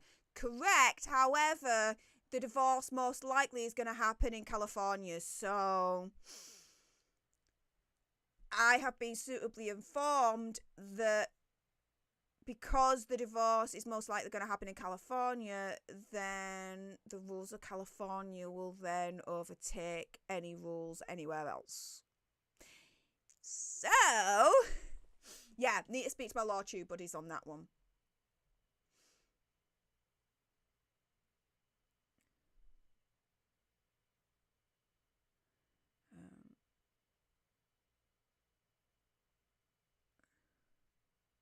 Oh my goodness, Paddy Cake, welcome to the leadership. Really appreciate your face. Everyone say, hey up to our newest leader now, Paddy Cake. That literally was like, do you know what? I can click on that join button too, and did so. My goodness, Paddy Cake, thank you so much. And hey up, welcome to the leadership, hon. Hope to see you tomorrow for the leader only stream, which will happen straight after the Daily Nerd Live Sunday edition. So hope to see you there. Let's see. Again, freaking itchy nose. It's annoying me. I think it is allergies, to be fair, at this point. It's gotta be.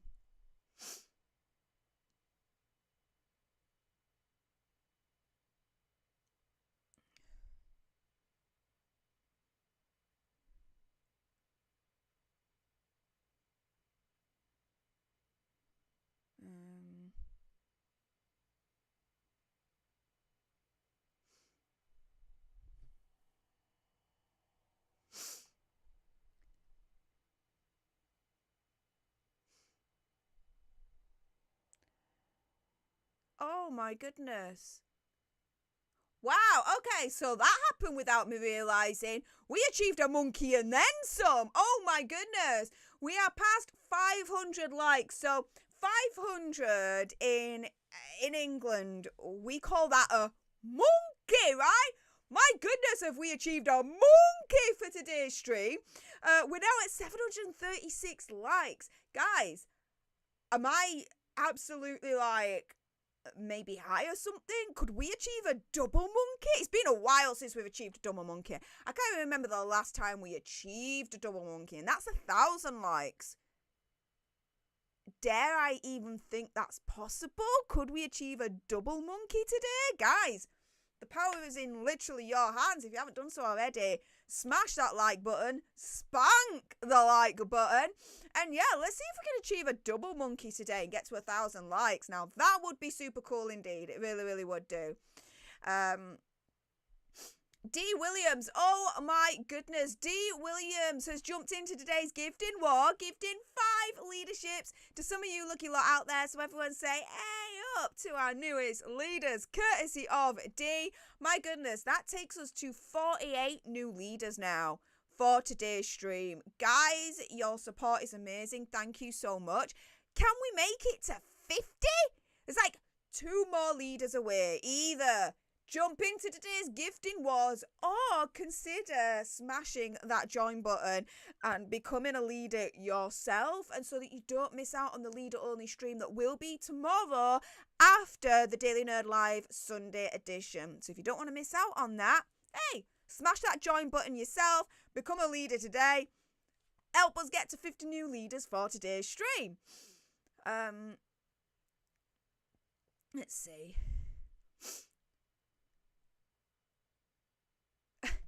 Sophia J says, Smurfette the alternate is better than no Stef. Oh, maybe that can be your Halloween costume since blue suits you very nicely. Well, thank you.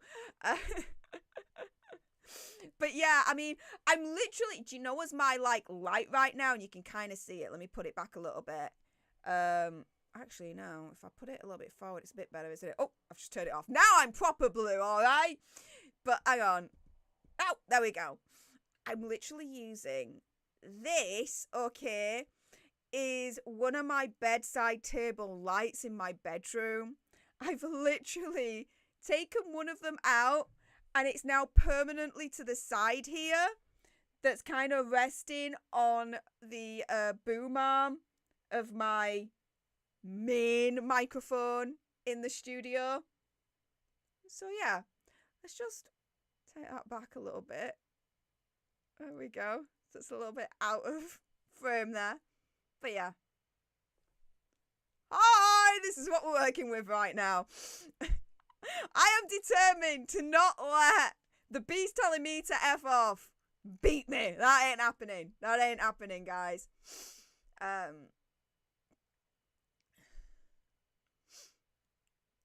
see. For the Kid says, it's like buying a brand new car and then the engine dies within a few months. Exactly that.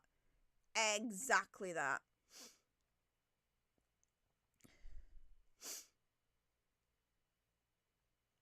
Oh my goodness. D. Williams. Wow. Thank you so much for that very, very generous $50 sugar buck saying get a motherboard. My goodness, that will certainly help. Thank you so much. But as I said before, and let me just make it very clear right now, I've spoken to the manufacturer and I mean, I can't see them changing their mind on this, but they've said that they're going to be replacing the motherboard for free. Because, I mean, it's still in warranty. Like, it's freaking 6 months. It's ridiculous, right? So they said that they're going to replace it for free. Now, how true that's going to be, I'm kind of like, really? You're going to do that for free? We'll see. We'll see.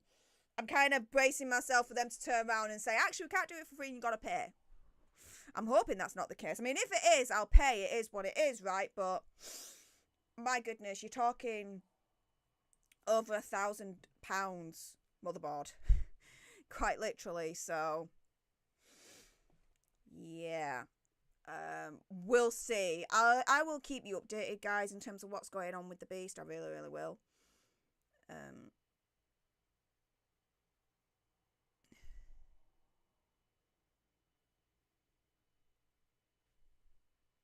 Let's see what else you guys are saying.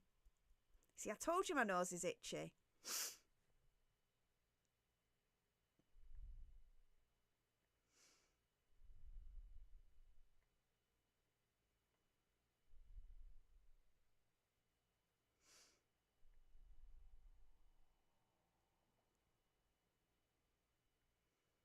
Let's see.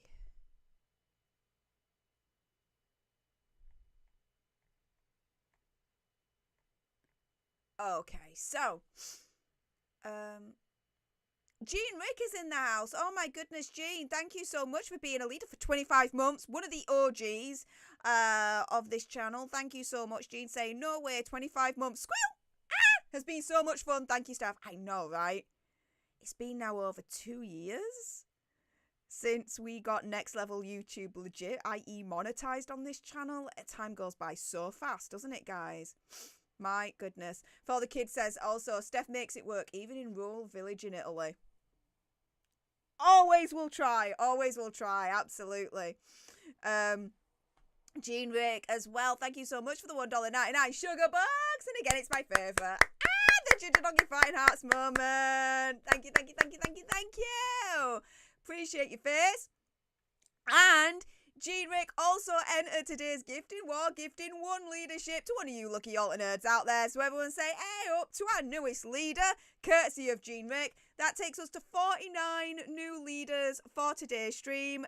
Guys, we're 1 away from half a century. 1 away from 50 new leaders for today's stream. So who is either gonna smash that join button or jump into today's gifting wars? Guys, we may soon find out. We may soon find out. In the meantime, you know what? Now my nose is starting to get a bit dodgy. One moment, I'll be back. I'll be back. I'll be back.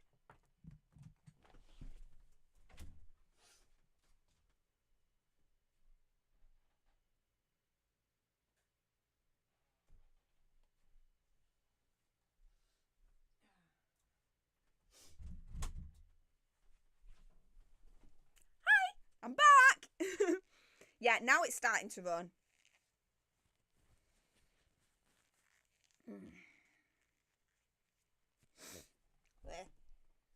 Great. Let me get my headphones back in. Ta-da. Okay, left and right. There we are. By the way, what do you guys think to my new haircut? I got it cut a couple of days ago.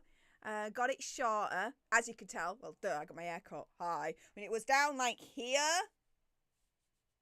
So, like, there's a couple of inches that have been lobbed off. Like, what do you think? I think it makes me look much more sophisticated and bougie and chic and all that lot. But what do you guys think? Let me know in the comments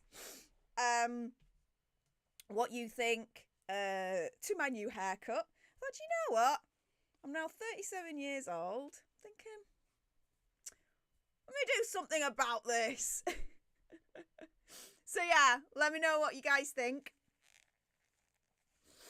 And so, okay, so,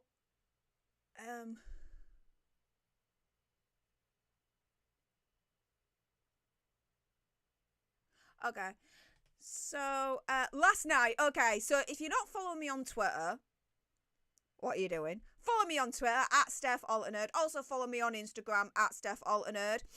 Both links are in my link tree, which is pinned right at the top of the live chat right there. Because last night I was giving quite a few updates of my night out with my 2 best friends in the whole wide world, Lauren and Sonia. They're literally my oldest friends. I've known them now for literally 2 decades.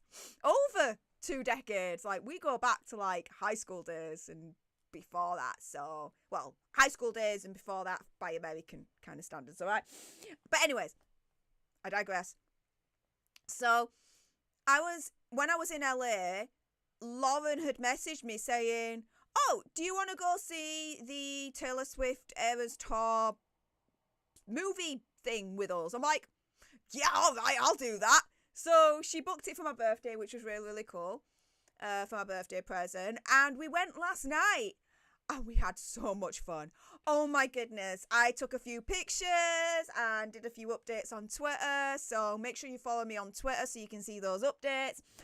And yeah, we had so much fun, right? I dressed up in this like blazer dress that I got from Karl Lagerfeld that was a little bit similar to one of the Taylor Swift outfits that was shown on the Eras tour. So I did my best to like honour Taylor Swift that way. The only thing is, it's going to sound really, really stupid.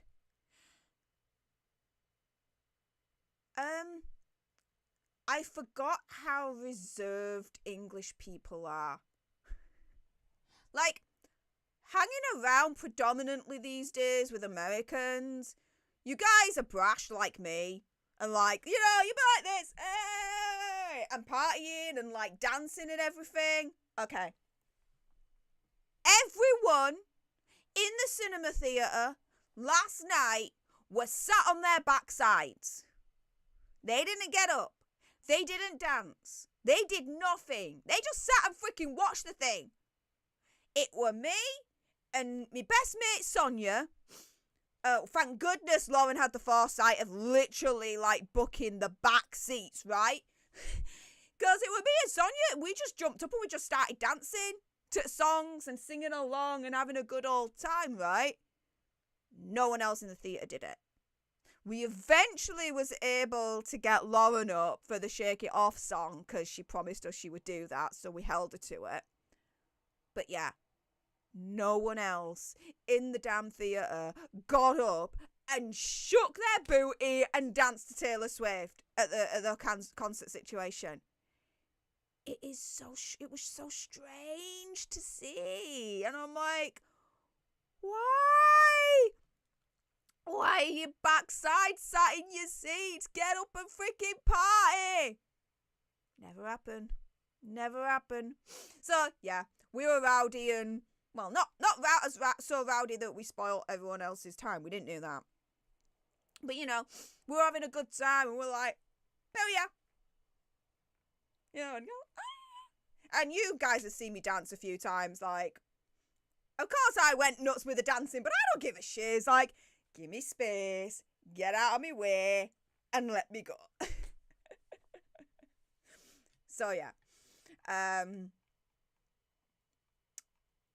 So that's that. And then afterwards, we went to a pub and we did a little bit of a catch-up then because we couldn't really speak and have a catch-up during the cinema kind of portion of it. So afterwards, we went to a pub and we had a catch-up, which was nice. And I told them about my adventures in LA, all my adventures in LA, which was really, really cool. And it's quite funny, actually, because both of them are married. And they even said, like, we are living vicariously through you. Because you're single and you're having a freaking adventure. And I'm like, yeah. But guess what? I still got problems. Namely, no. How do I put this? Men are frustrating. Men are frustrating. But yeah, it's fun. It's all fun and games, right, guys? It's all fun and games.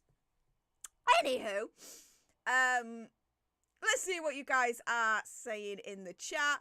And I'll let you guys know what hopefully is going to be happening tomorrow in my life. I know, right?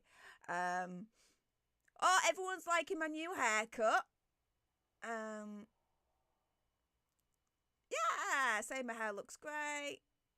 Pretty cool. Thank you, guys.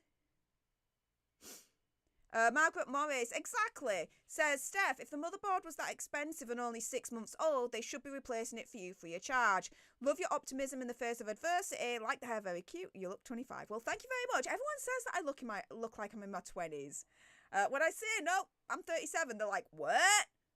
It's like, some people do actually say that I look like 25, 26 years old. I'm like, I'll take that. That'll do. That'll do. That'll do. See, there you go. Bonnie Filler says, there's no way you are 37. Yep, 1986. I'm a 1986 baby. I'm an 80s baby. There you go. Proud of it as well. Very proud of it. Because I think, in my opinion, we were the last generation to grow up without social media. Because it was only when MySpace came in when I was in my teenager years, but it was really when Facebook started to come in, and that was during my university years.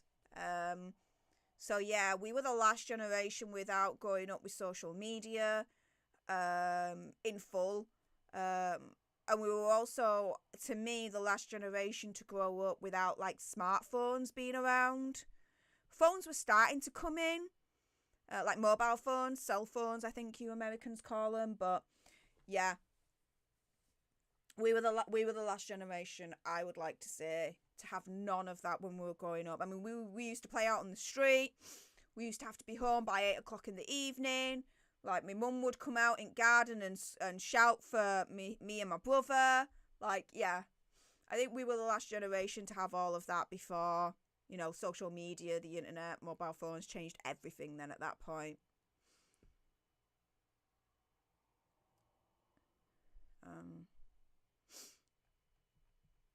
Let's see what else you guys are saying.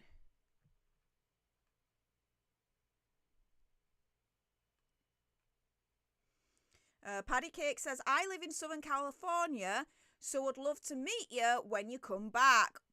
Well, it'll definitely happen.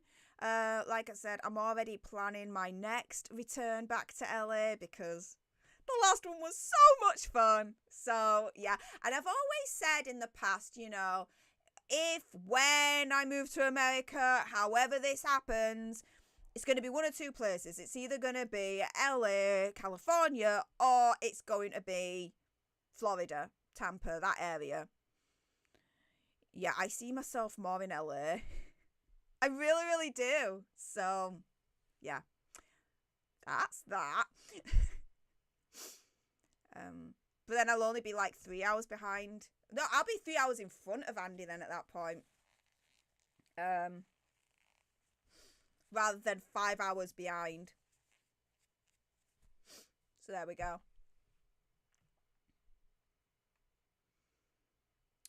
Let's see.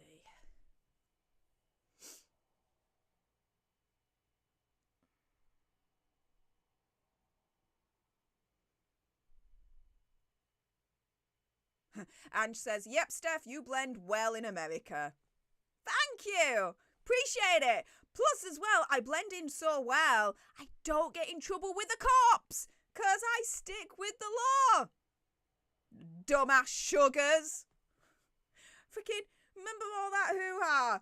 Couple of months back, right? And they were tagging the FBI and Department of Homeland Security being like, block Steph from coming into the country. I'm like, what the frick? You know, I've been to America like 3 times previously. Not got in trouble. I've got a track record of being able to go to America and not get in trouble. Do you know what I mean? They're all idiots. They really, really are. Project Metal Music says, yes, Steph, us men are frustrating. Tears in Tina says, frustrating is just the tip of the iceberg. I know you were trying to say tip instead of top, so don't worry. I got you, love. I got you. Becky D says, be careful, Steph. I had my daughter at 37. Okay, Becky D. You don't have to worry about me because 2 reasons. A, I can't have children of my own because I have a span. Well, I can't have children of my own for various reasons. I'll go through them. I'm an open book. A, because of my condition of pancreatitis, I would be a high-risk pregnancy. And big major chance that I'd just miscarry anyway. B, I can't have children of my own because in order to manage my pancreas attacks, I have what's called a spinal cord stimulator installed inside, and it's a battery in my butt, and there's wires that go up my spine, and it's always turned on, and it's shooting electrical impulses inside to block the pain signals from my pancreas going to my brain. And so the second reason why I can't have kids of my own and I can't carry is because if I do get pregnant, those electrical signals ain't great for the development of the fetus inside. Let's put it that way. And so, yeah, in order to avoid getting pregnant and avoid all that nastiness, I have the implant in my arm here, and you change it like every 3 years, which is really, really cool. And I've had this implant in and out on time, like clockwork, since I was like 21 years old. And so, yeah, this implant ensures that I don't get pregnant. But the other reason why I will never carry, I will never get pregnant, even on top of all of that, right, is I've always said since I was extremely young, I don't want children. I don't want kids. I don't want children of my own. I don't want kids of my own. I just, no way. No way. It's just not for me. Now, if I meet someone in the future and they already have children, okay, that's fair enough, okay? But children of my own, no. No, I've always said I don't want children of my own. I'm not interested in that. And that's it. But again, with the caveat, if I meet someone in the future and they've already got kids, that's a different kettle of fish and I'm okay with that. But children of my own, no. I am so fine with not having kids of my own. It is unreal. So there we go. So yeah, Becky D, you don't have to worry. We are totally Gucci when it comes to the whole not having children situation physically. I'm covered. I really am. Coach House Chambers says, I miss the dial-up modem sound. Oh my goodness, yeah, it goes... Yeah, the first ever internet provider that we had, I remember, was AOL. And we'd go into the AOL chats, and we'd also go into Yahoo Games. I used to play the pool game a lot on the Yahoo Games. Oh, yeah. Yeah. Totally missed that. For the Kid says, YouTube jumped again. Hang on, let me go back to this. I can vouch she really does look like a 25-year-old in person, but with amazing style. Oh, well, thank you. Appreciate that. Stephanie Gentry is also born in 1986. Hey, up, you're at Tiger, love. Love it. Love it. We're at Tiger babies.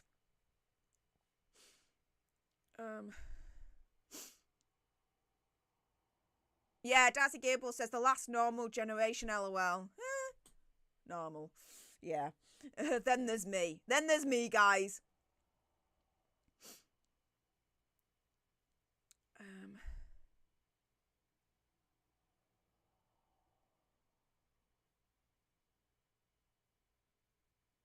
Project Mel Music says the sugars are morons. Yes. Morons that we monetized. So Andy and I came up with the whole thing of let's monetize the morons. They soon stopped. Let me put it that way. That whole period was so funny. Again, sugars, if you're watching, thanks for the Vivienne Westwood jewellery. You freaking morons. If you have lemons, make lemonade, guys. That's the way it works.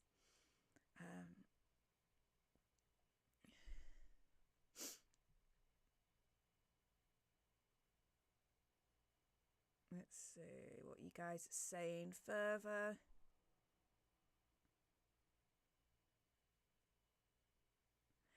Jackie Swan says, my hubby fell in love with my son when we met, and he's been the greatest stepdad in the world, and that has come from my son. Yeah, and you know what? I mean, you don't replace the birth mother.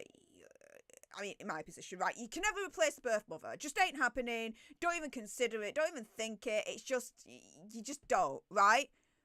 But, like, as a stepmom, I think I'd be a pretty cool stepmom. sounds really, really alien for me to say, but I've never really said it out loud. That's why it feels weird to say out loud. I'm getting nervous and I don't know why. I think I would be a pretty cool stepmom. I think I would be. I think it's because of how I treat people anyway. I treat people as just people. And I'd be like to, the stepchild, whoever that may be, or stepchildren. I just treat them as people and be like, look, this is a situation. What do you want to choose? Like, I'd be laid back because, I'm just like the step parent, but yeah, I don't go into too much detail on it because I have thought about, I'm single, all this lot. I have thought about, at my age, if I meet someone, the chances are, yeah, they'll have a past, fine, and they may have children. That's fine too. So, I have thought of the scenario where I do meet someone and they already have a child or children. I have thought about it and have considered it. And, after real careful due consideration, it's a case of, well, you know what? If I really, really, really, really, really like that person, then them having children or a child shouldn't get in the way of that, shouldn't be the deal breaker. That's unfair.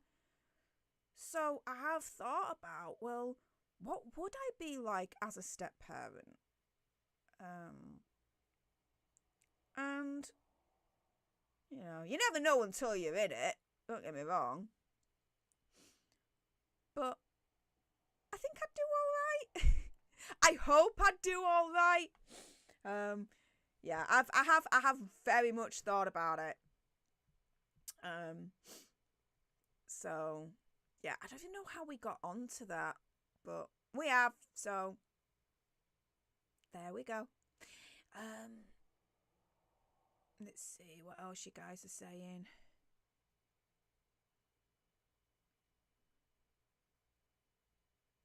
For the kid says, so you wouldn't be a surrogate for Megsy if she asked. I'd be like that.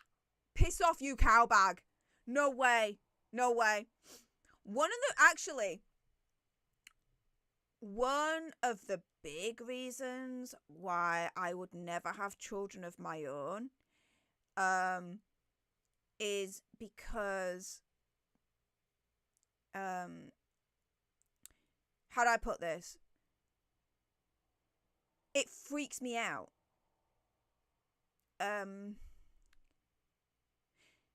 You have a thing inside of you that is literally a parasite. Like, parasites are literally living things that are inside of you that are feeding off of you. That's a parasite, okay? They're latching onto you physically to feed off of you. That's a fetus. Fetus is literally latching onto mother and he's feeding off of the mother. No thanks. No thank you. Not happening. Goodbye, Vienna. No. No. And the other reason, and I've always said this, is to have children of my own, I'm too selfish. Again, if I meet someone and they've already got children, I know I'd be fine as a step parent. That's absolutely fair enough because ultimately, they're not physically mine, right? Emotionally, you're linked to them, that's fair enough. But physically, that's another thing, right? Fair enough, I'm okay with that. I'm totally okay with that. But literally, a child of my own that I'm physically and emotionally linked to, no. Nope. Too selfish. No thanks. But again, it's strange because as a step parent, it's a different kettle of fish, and I'm okay with that. It's like being a step parent, I think for me is like the middle ground of being comfortable of, being with someone that's got kids. I'm okay with that. You guys might not understand that, but in my head, it works. So there you go.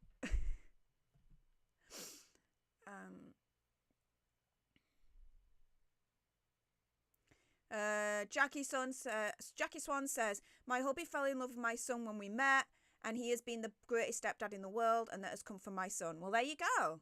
There you go. And, you know, if I meet someone that already has a child and that child says that about me, that I'm like a really, really good step parent, then you definitely know you're doing it right. You're doing a good thing at that point.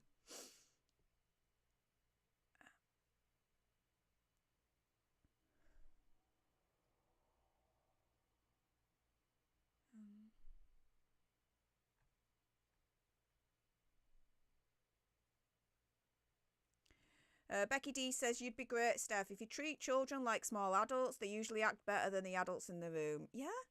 Just treat them as human beings, as far as I'm concerned. And just be like, you know, this is a situation. These are your options. What do you want to do? Go with option A. This is the consequence. Go with option B. This is the consequence. Like, what do you want to do? Like, I'm going to tell them what to do because, I don't know, it feels really weird telling a stepchild what to do, but giving them options so that they have their own agency to decide what they want to do, to me, I think would be better. But there you go. And to me, that would be me treating them as a small adult. You know, I think, you know, if you tell someone what to do, they're going to get their back up because it's like, don't you dare tell me what to do. And they're right. Like, who am I, right, to tell them what to do? But, you know, if you have a conversation with them, you'd be like, okay, what do you want to do? Okay, well, here are your options, because there's other options as well as what you can do. And you, like, talk it out with them. I think that would be better. You see, this is what I'm saying. You know, as a single person now at my age, I'm very much aware that anyone that I meet that I really like, they might have children. So I have literally thought about it at length in terms of, well, what would I be like in that scenario? What would I like to be like in that scenario? How would I like to act in that scenario? What would I like to do in that scenario? Like, I've really thought about it. It's definitely warranted a lot of consideration on my part. So there we go. Snork Y2K says, also as a backup, dog shock collars work on most children. Dude! Obviously that's a freaking joke.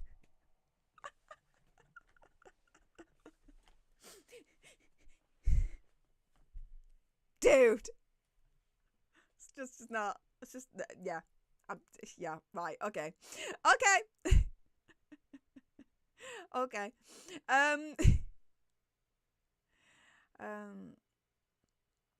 Let's see.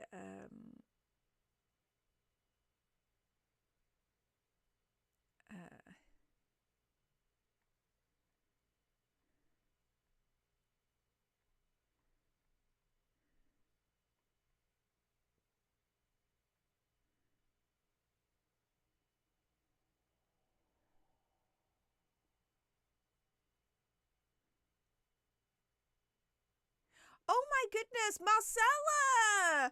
Hey up, honey! Marcella's in the chat.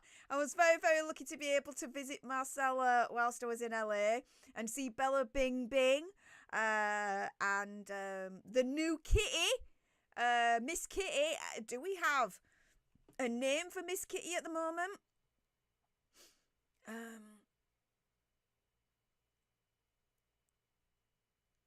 Let's see. Yeah, how is Bella Bing Bing and the new Kitty Cat Project Metal Music has said? Let's see.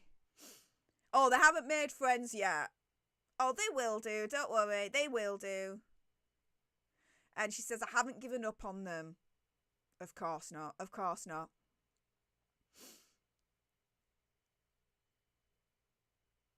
Oh, Marcella says, hello, big kisses from us, Stef. Oh, thank you, honey. And she says no name yet. All right. I've set up the little mini speakers and I've been using them and they're really, really cool, hon. It's like I'm in your back garden when they're being played. It's so cool. I still need to find the contraption for the incense stick, so I'm going to put that in place. But I've been using the candle that you got me, and it's so yummy, that candle. I love it. It does smell a little bit like Christmas, in all honesty, that candle, so I really do like it. So thank you so much, honey, for all my presents when I was there. And speaking of like Christmas, so tomorrow, actually later on today, because it's nearly 1 o'clock in the morning now. Bloody hell, I've been on stream for like 2.5 hours nearly. Didn't even realise. Bloody hell.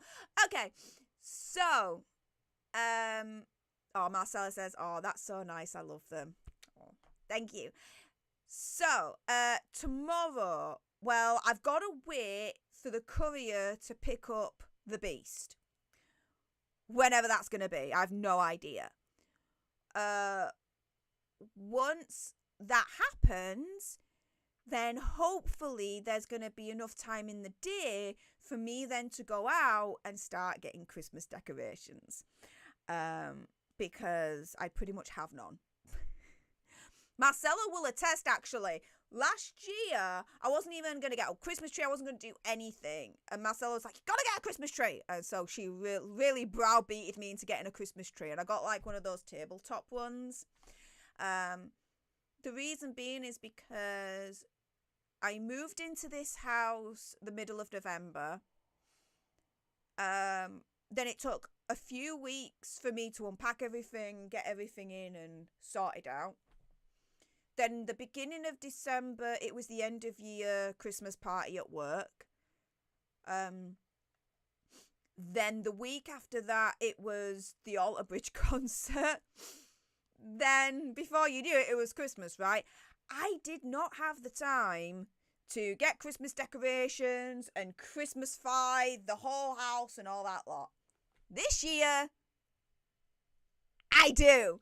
So, the issue is, though, is that the closer it's getting to Christmas, the more I'm finding that my calendar is getting booked up. I'm getting busier and busier and busier. So I'm thinking, okay, well, hang on a minute. If I start getting the Christmas stuff now, don't put it up yet, but get it now, then I don't have to worry about rushing in November and all that lot to get it when I don't have as much time. So hopefully the courier collects the beast tomorrow morning. And once that's collected, then I can go straight out, get my Christmas gear, and then, yeah, store it until then I can put it up. Ta-da! That'll be the plan anyway. Hopefully.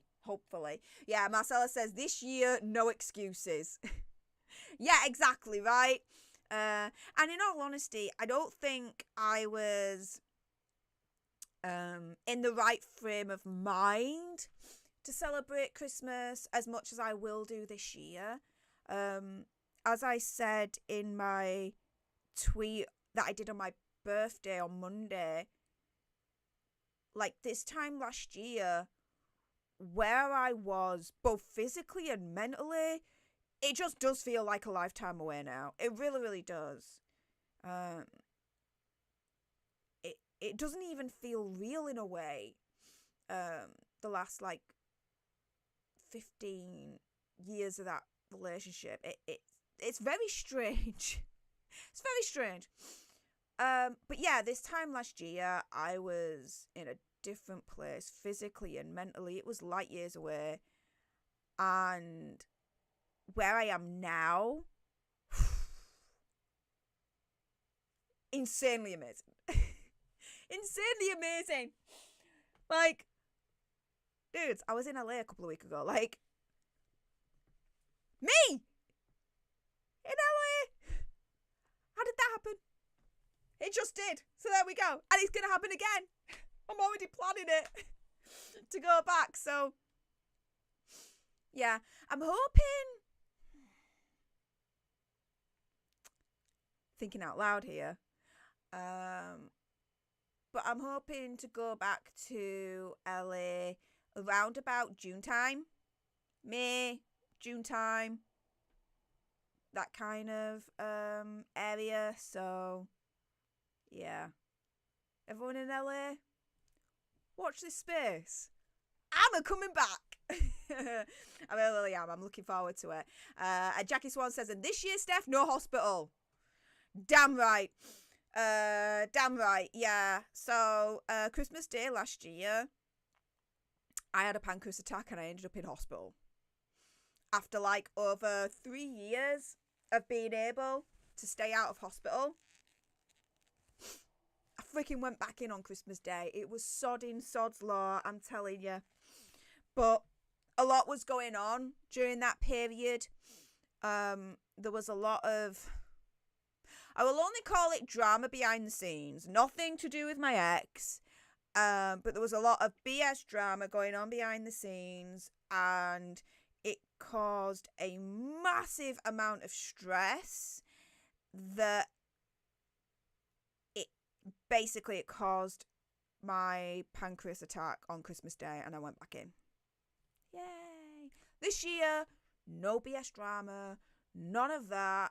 I'm gonna enjoy when I can get my teeth back in. I'm gonna enjoy Christmas Day without freaking having to go back into hospital. Alright? Anyone that wants to cause BS drama, I'm not doing it. I'm not having it. Bye-bye. And that's that. Marcella asks, will you get a real tree? No. There's a reason for that. It would be way too big for my house. And B, that is something that my ex did. And yeah, nah. I'm not doing that. I will get a Christmas tree that's artificial, and I don't mind doing that. And, you know, I want to get like a thin, like, Christmas tree, because then it'll fit more in my house kind of situation. So, yeah, that'll be the plan. And yeah, the shops already all have Christmas stuff. That's right.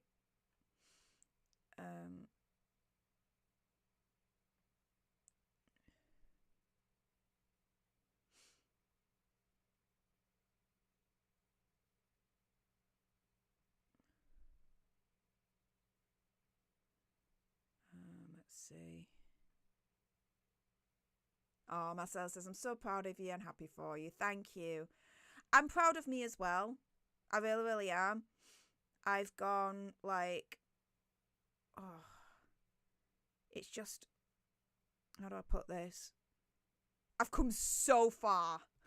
I've come so far. And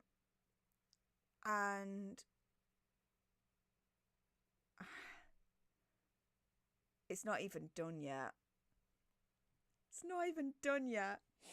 I am so excited for what age 37 brings. Like, it's been such an adventure so far, and guess what? It ain't stopping, guys.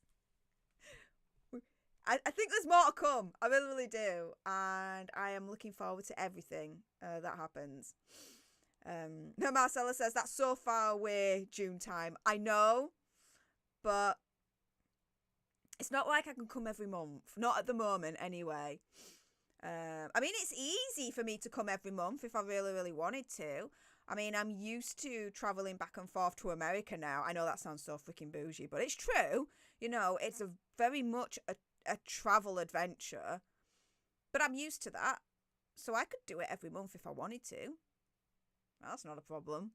But yeah, there's no how do I put this?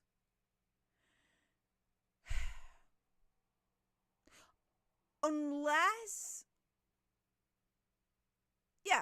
I'm in a relationship with someone that lives in America, there is no reason why I should be going back and forth every month or every couple of months to America.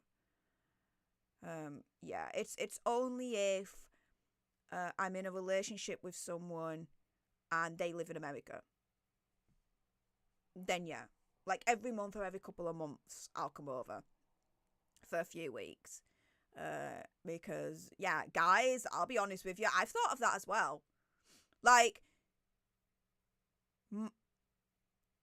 where I am in terms of my social circles and the people that I know, and me going to America a few times, I've always thought, well, hang on a minute.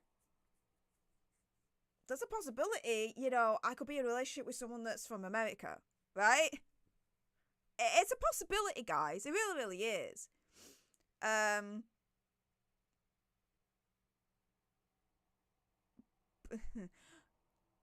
So, knowing that could be a possibility, I have actually thought about, well, hang on a minute. If that happens, then how would I deal with that? Could I deal with that? Firstly, yeah.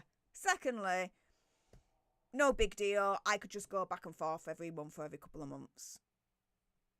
Easy. So yeah, I've literally thought about that.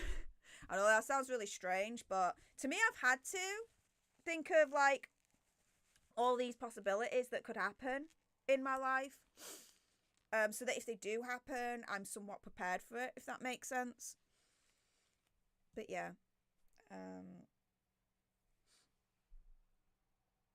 So there we go.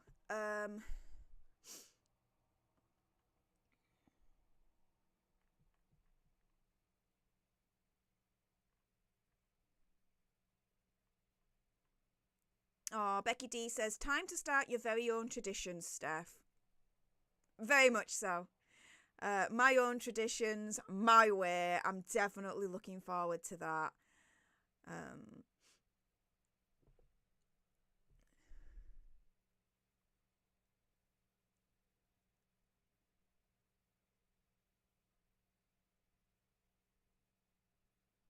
Marcella says, you'll be back sooner, my prediction.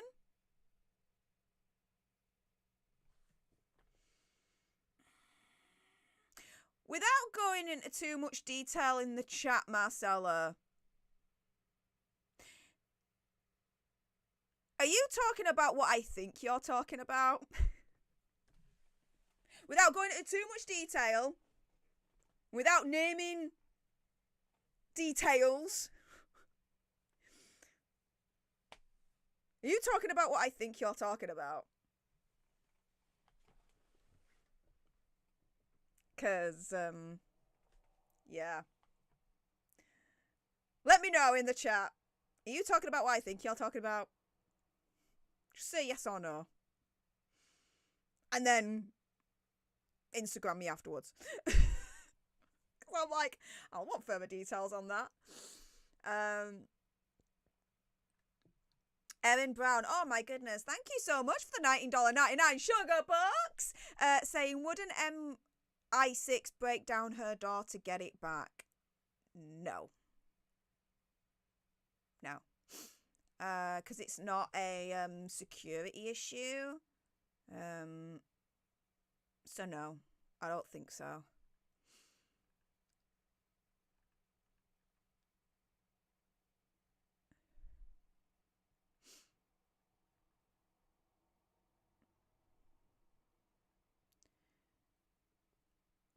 For the Kids says, don't you still... Okay, I need to clarify this. Don't you still have a crush on a YouTuber in America? Make it happen. Okay, the person that I have... Sounds a bit juvenile, but okay. A crush on, right? Is not a YouTuber. Okay? Not a YouTuber. So, there we go. Yeah. The only problem is this, okay? And I've said this out loud before recently, and I'll say it again. I have been in my life, how do I put this? Always the go-getter, right? And I still am. If I want something, I'm going to get it, right? I'm going to work hard and I'm going to get it. Once that thing is in my sight, game over, right? Game freaking over. And that has also applied to my, I suppose you can call it, love life as well, right? I've always been the one that's done the chasing. This time, I'm a whole different animal. I am a lion. I'm a lioness. And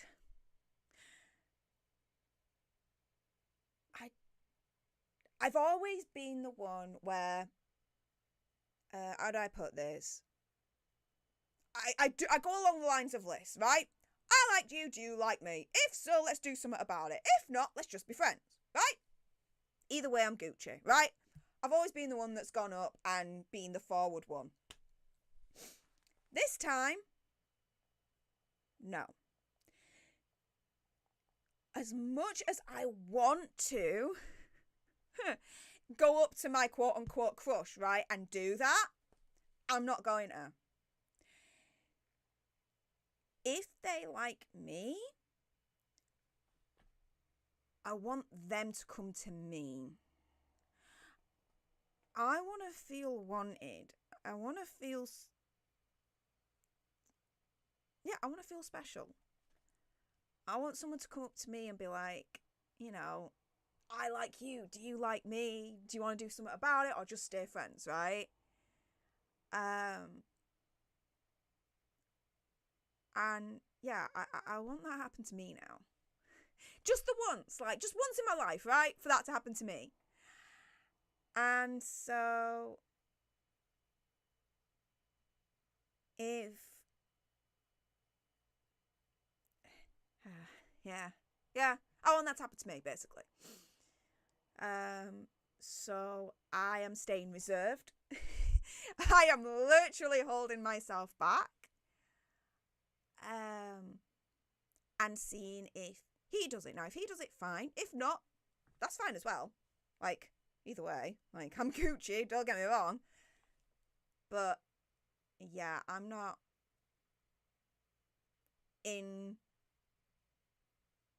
this area of my life, in my quote-unquote love life,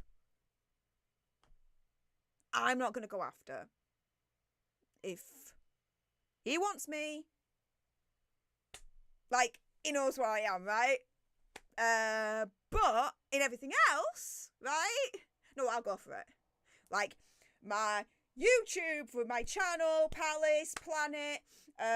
When I go out, if I see something and I want it, I'll work for it and I'll get it. My family, everything else, fine.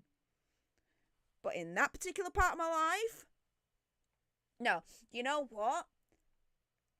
I am a lioness. And I don't want to be the one anymore to go up to someone and say that I like them. Do you like me? Do you want to do something about it? I want, for once, someone to do that with me. And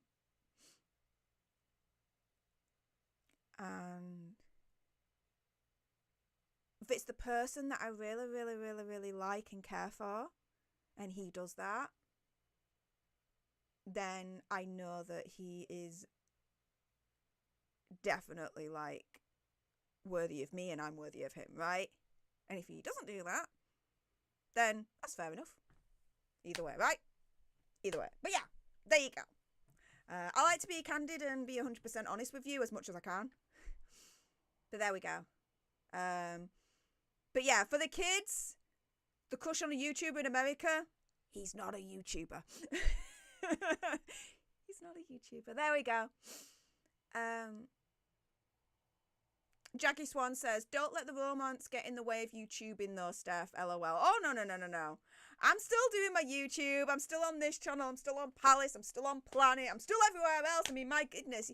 Yesterday, I was on Legal Vice's channel for the F8 Fridays. I always have fun doing. And yeah, you've seen me on other people's channels like Chrissy Mayer. My goodness, I've been very, very lucky and honoured to be invited on her channel a couple of times for the Simpcast, which is so much fun as well, to be fair. And then going on to Camelcast and hanging around with Camelot has been really, really fun as well. So yeah. Plus, as well, for this channel, once I get the beast back, I've been working on a new weekly live show. I'm getting used to the notion that I am good enough to invite guests on my channel now. And so, yeah, hopefully my friends that are out there, particularly in the Megxit community, will be willing to join me once a week for this new show that I'm working on with fun segments and things like that. So I'm so excited. I'm so excited. So yeah, my whole love life, romance situation. Oh, no. That ain't getting in the way of my other love, which is YouTube. Like, YouTube has saved my life. I've said it before and I will say it again. YouTube has saved my life and has opened up the world to me.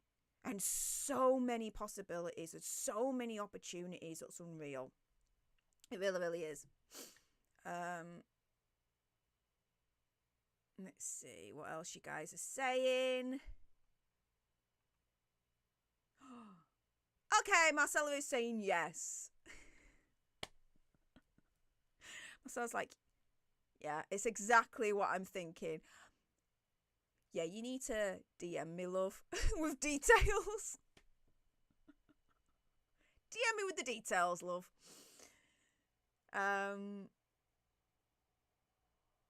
Yeah. DM me with the details. Yeah. And what you think.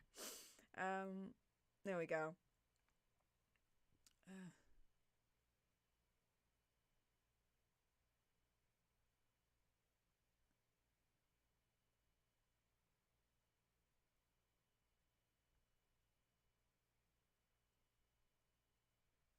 Let's see. Lulu's mum says, "Cough it up, girl. LOL. Is it the bouncer from Vegas?" No, it's not the bouncer from Vegas. In all honesty, guys, let me put it this way. The people that you've named, it's not them. It's not them. And in all honesty, going further, if you do name the person in the chat, I'm still going to deny it. Sorry, but not sorry. So there we go. Yeah, Marcella, not the bouncer, Lulu. There we go.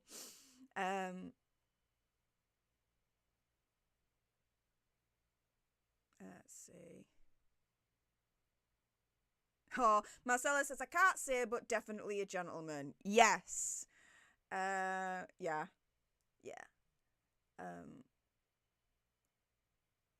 Knowing what I've been through the last 15 years, I know what I would like in my next partner, but more importantly, I know what I don't want in my next partner, right? And yes, I would definitely agree with Marcella's assessment that he definitely is a gentleman. So there we go. Marcella says, lionesses are good at patience. I've had to learn it, Marcella, as you very well know. I've had to learn it. But there we are. But you know what? At the same time, how do I put this?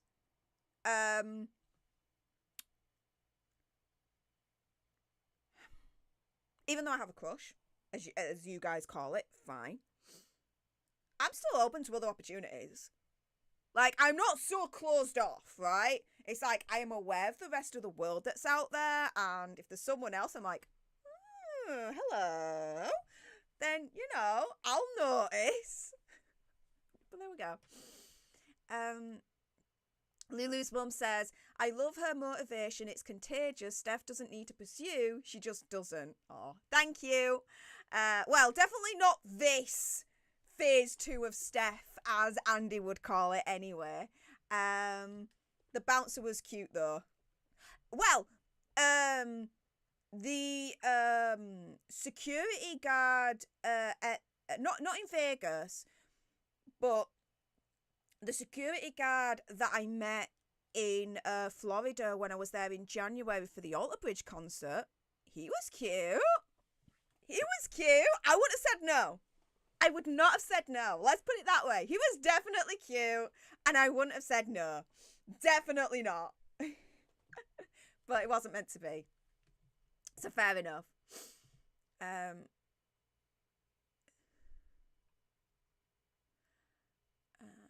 Oh, Martine Verhulst, thank you so much for the €2 sugar bucks. And again, the Ginger Doggy Fighting Hearts moment. Thank you, thank you, thank you, thank you, thank you so much. Very, very kind of you. My goodness.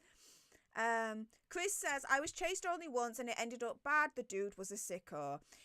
Yeah, my crush is not. He's not. We're Gucci. We're Gucci. Don't worry. Don't worry.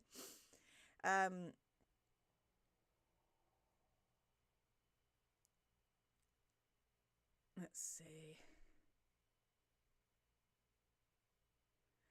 Ange, thank you so much for the $1.99 sugar bucks. And again, the Ginger Doggy Fighting Hearts moment. Yes. Thank you, thank you, thank you, thank you, thank you so much. And Teresa be like, I know where Steph's favourite super chat sticker is.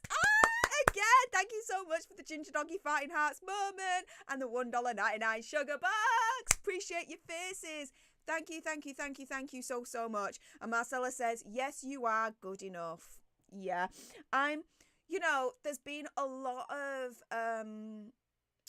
unconditioning that I've had to do because having the pet names of Idiot, Dopey, Dippy, I didn't even realise, but I started to believe that I was an idiot, dopey, and a dippy, and so I didn't feel like I was good enough because I was an idiot, dopey, and a dippy, right? So there's been a lot of unconditioning, in the last year and a bit where, you know what, I have realised I'm not an idiot, I'm not a dopey, and I'm not a dippy, because an idiot, dopey, and a dippy couldn't be doing what I'm literally doing right now, okay? And so I am now at a point in my life where I know I'm good enough. I am confident. I am freaking strong. Well, as confident as can be anyway. I am freaking strong, and yeah, damn right, I am good enough. Good enough, though, for me. Once I know I'm good enough for me, then I know I'm good enough for everyone else, right? Goes back to what RuPaul says, right? In every episode of Drag Race, which, yeah, I do watch. If you can't love yourself, who are you going to love, right? So I do take that phrase to heart. And so, yeah, I am strong. I am confident. I'm freaking good enough. So, yeah, and I'm not dippy. I'm not dopey. I'm not an idiot. I'm freaking intelligent. And I know what I'm doing. And I'm so freaking happy. So happy. Oh, this is cute. Ariel Presser says, I've been married for over 20 years. He told his co-worker the night we met he was going to marry me. Aw, well, that's cute. Silver City Royal says, you did amazing during the coronation interviews. I have faith in you. Bring some guests on. Well, once I get the beast back, then, yeah, it's going to happen. I've got 2 titles in mind for the weekly show, either Royal Recap or Royal Court. I'm thinking about it. We'll see.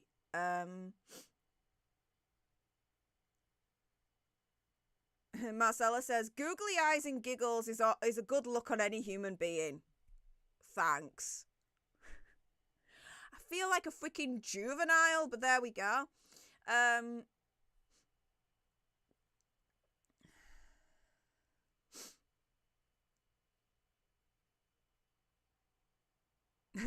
Ariel says, Steph, you are so attractive. Thank you. I'm sure you can basically get a good man without any problems. You think that?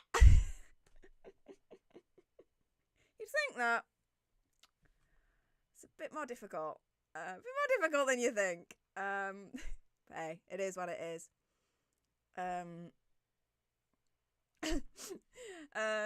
Heather Hill says, Thomas Markle, then you'd be Meg's in-law. Now that would be funny in that sense, but no, it's not Thomas Markle Jr. I am very lucky to know him. But no.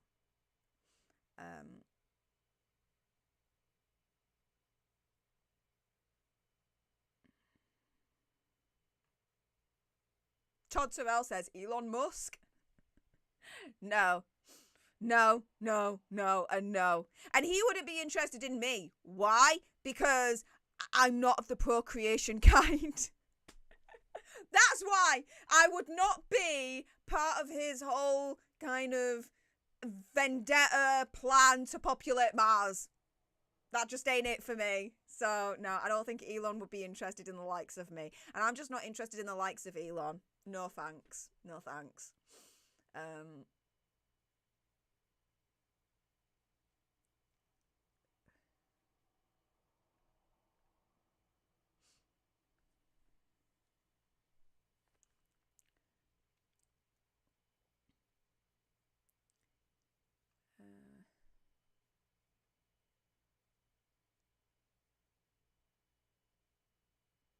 Oh my goodness, Teresa, thank you so much for the $1.99 sugar bucks. And again, my favourite, the Ginger Doggy Fighting Hearts moment. Oh my goodness, you've been on a proper Ginger Doggy Fighting Hearts train, Teresa. Thank you so much for all of them. Appreciate it. My goodness. Stephanie Gentry says, is it Johnny Depp? Come on. Everyone's like, there's always a crush for Johnny, all right? Always a crush for our JD, of course, but no. No. The person I'm really talking about, no. Matthew says, LOL, so there's no Operation Alta Musk Mars children? No.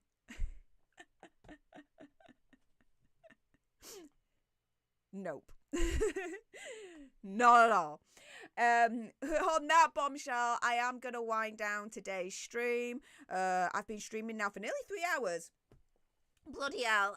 It is nearly 1:15 in the morning. 1:15. So, yeah, I need to get ready for bed, wake up early in the morning, and wait for this courier to arrive. Whenever he's going to arrive. Like, I ain't even got a notification that there's going to be a collection today, which is strange.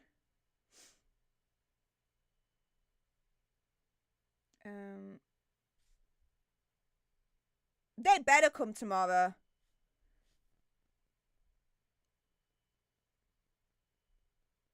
Otherwise, I'm going to scream holy hell on them. But there we go. Paul Murphy says, new to the chat, is your crush me? Sorry, but no. No, and no. But yeah, guys, I'm going to wind down today's stream. Make sure you join me 10 o'clock, either later on today, because it's now Sunday for me, or tomorrow, wherever you are in the world, 10 o'clock UK time, which is 5 o'clock Eastern, for the Daily Nerd Live Sunday edition. We're going to break down some more Megsy and Hazard news, of course, give you a little bit more of an update of what's going on in my life, have a chat with you, chill out a little bit, and then straight after that, there will be the leader-only stream for October. So for all the new leaders from today's stream, and all 49 of you, I hope to see you all tomorrow after the Daily Nerd Live Sunday edition stream for the leader-only stream. And oh my goodness, Silver City Royal, thank you so much for the $2 sugar bucks! And again, it's my favourite, the Ginger Doggy Fine Arts moment. Not only that, that's your first super chat on a live stream, and you chose me for that. Silver City Royal, thank you so much. That's extremely kind of you. My goodness. And oh my goodness, Teresa Randall, again, another Ginger Doggy Fighting Arts moment. Yes, thank you so much, Teresa, and for the $1.99 sugar bucks. I appreciate your face. Thank you so much. Guys, I'm going to leave it here. I'm going to get ready for bed, go to bed, and hopefully the beast is collected today, later on today. I've had no notification from the courier that it's going to be collected. I should have got one by now, and I haven't done, so I'm a bit concerned. If it don't get collected, I'm going to be calling Cyberpower on Monday. I'm going to give them holy freaking hell! Oh, I swear, this should not be happening, but somehow it is, so we deal with it, right, guys? Yeah, on that bombshell, appreciate you all. Thank you so much to everyone that spanked the like button, that subscribed. My goodness, let's see where we are in terms of the Alter Nerd tribe. We are at, my goodness, 77,545 Alter Nerds in the tribe. So thank you to everyone that hit that subscribe button. Thank you also to everyone that commented, that shared this stream, that sent a normal chat, a super chat sticker, that joined as a member or took part in today's gifting wars. You are all amazing. Thank you so much for all of the support. But like I said, that is it for today's stream. And until the next time, you guys, laters. Bye.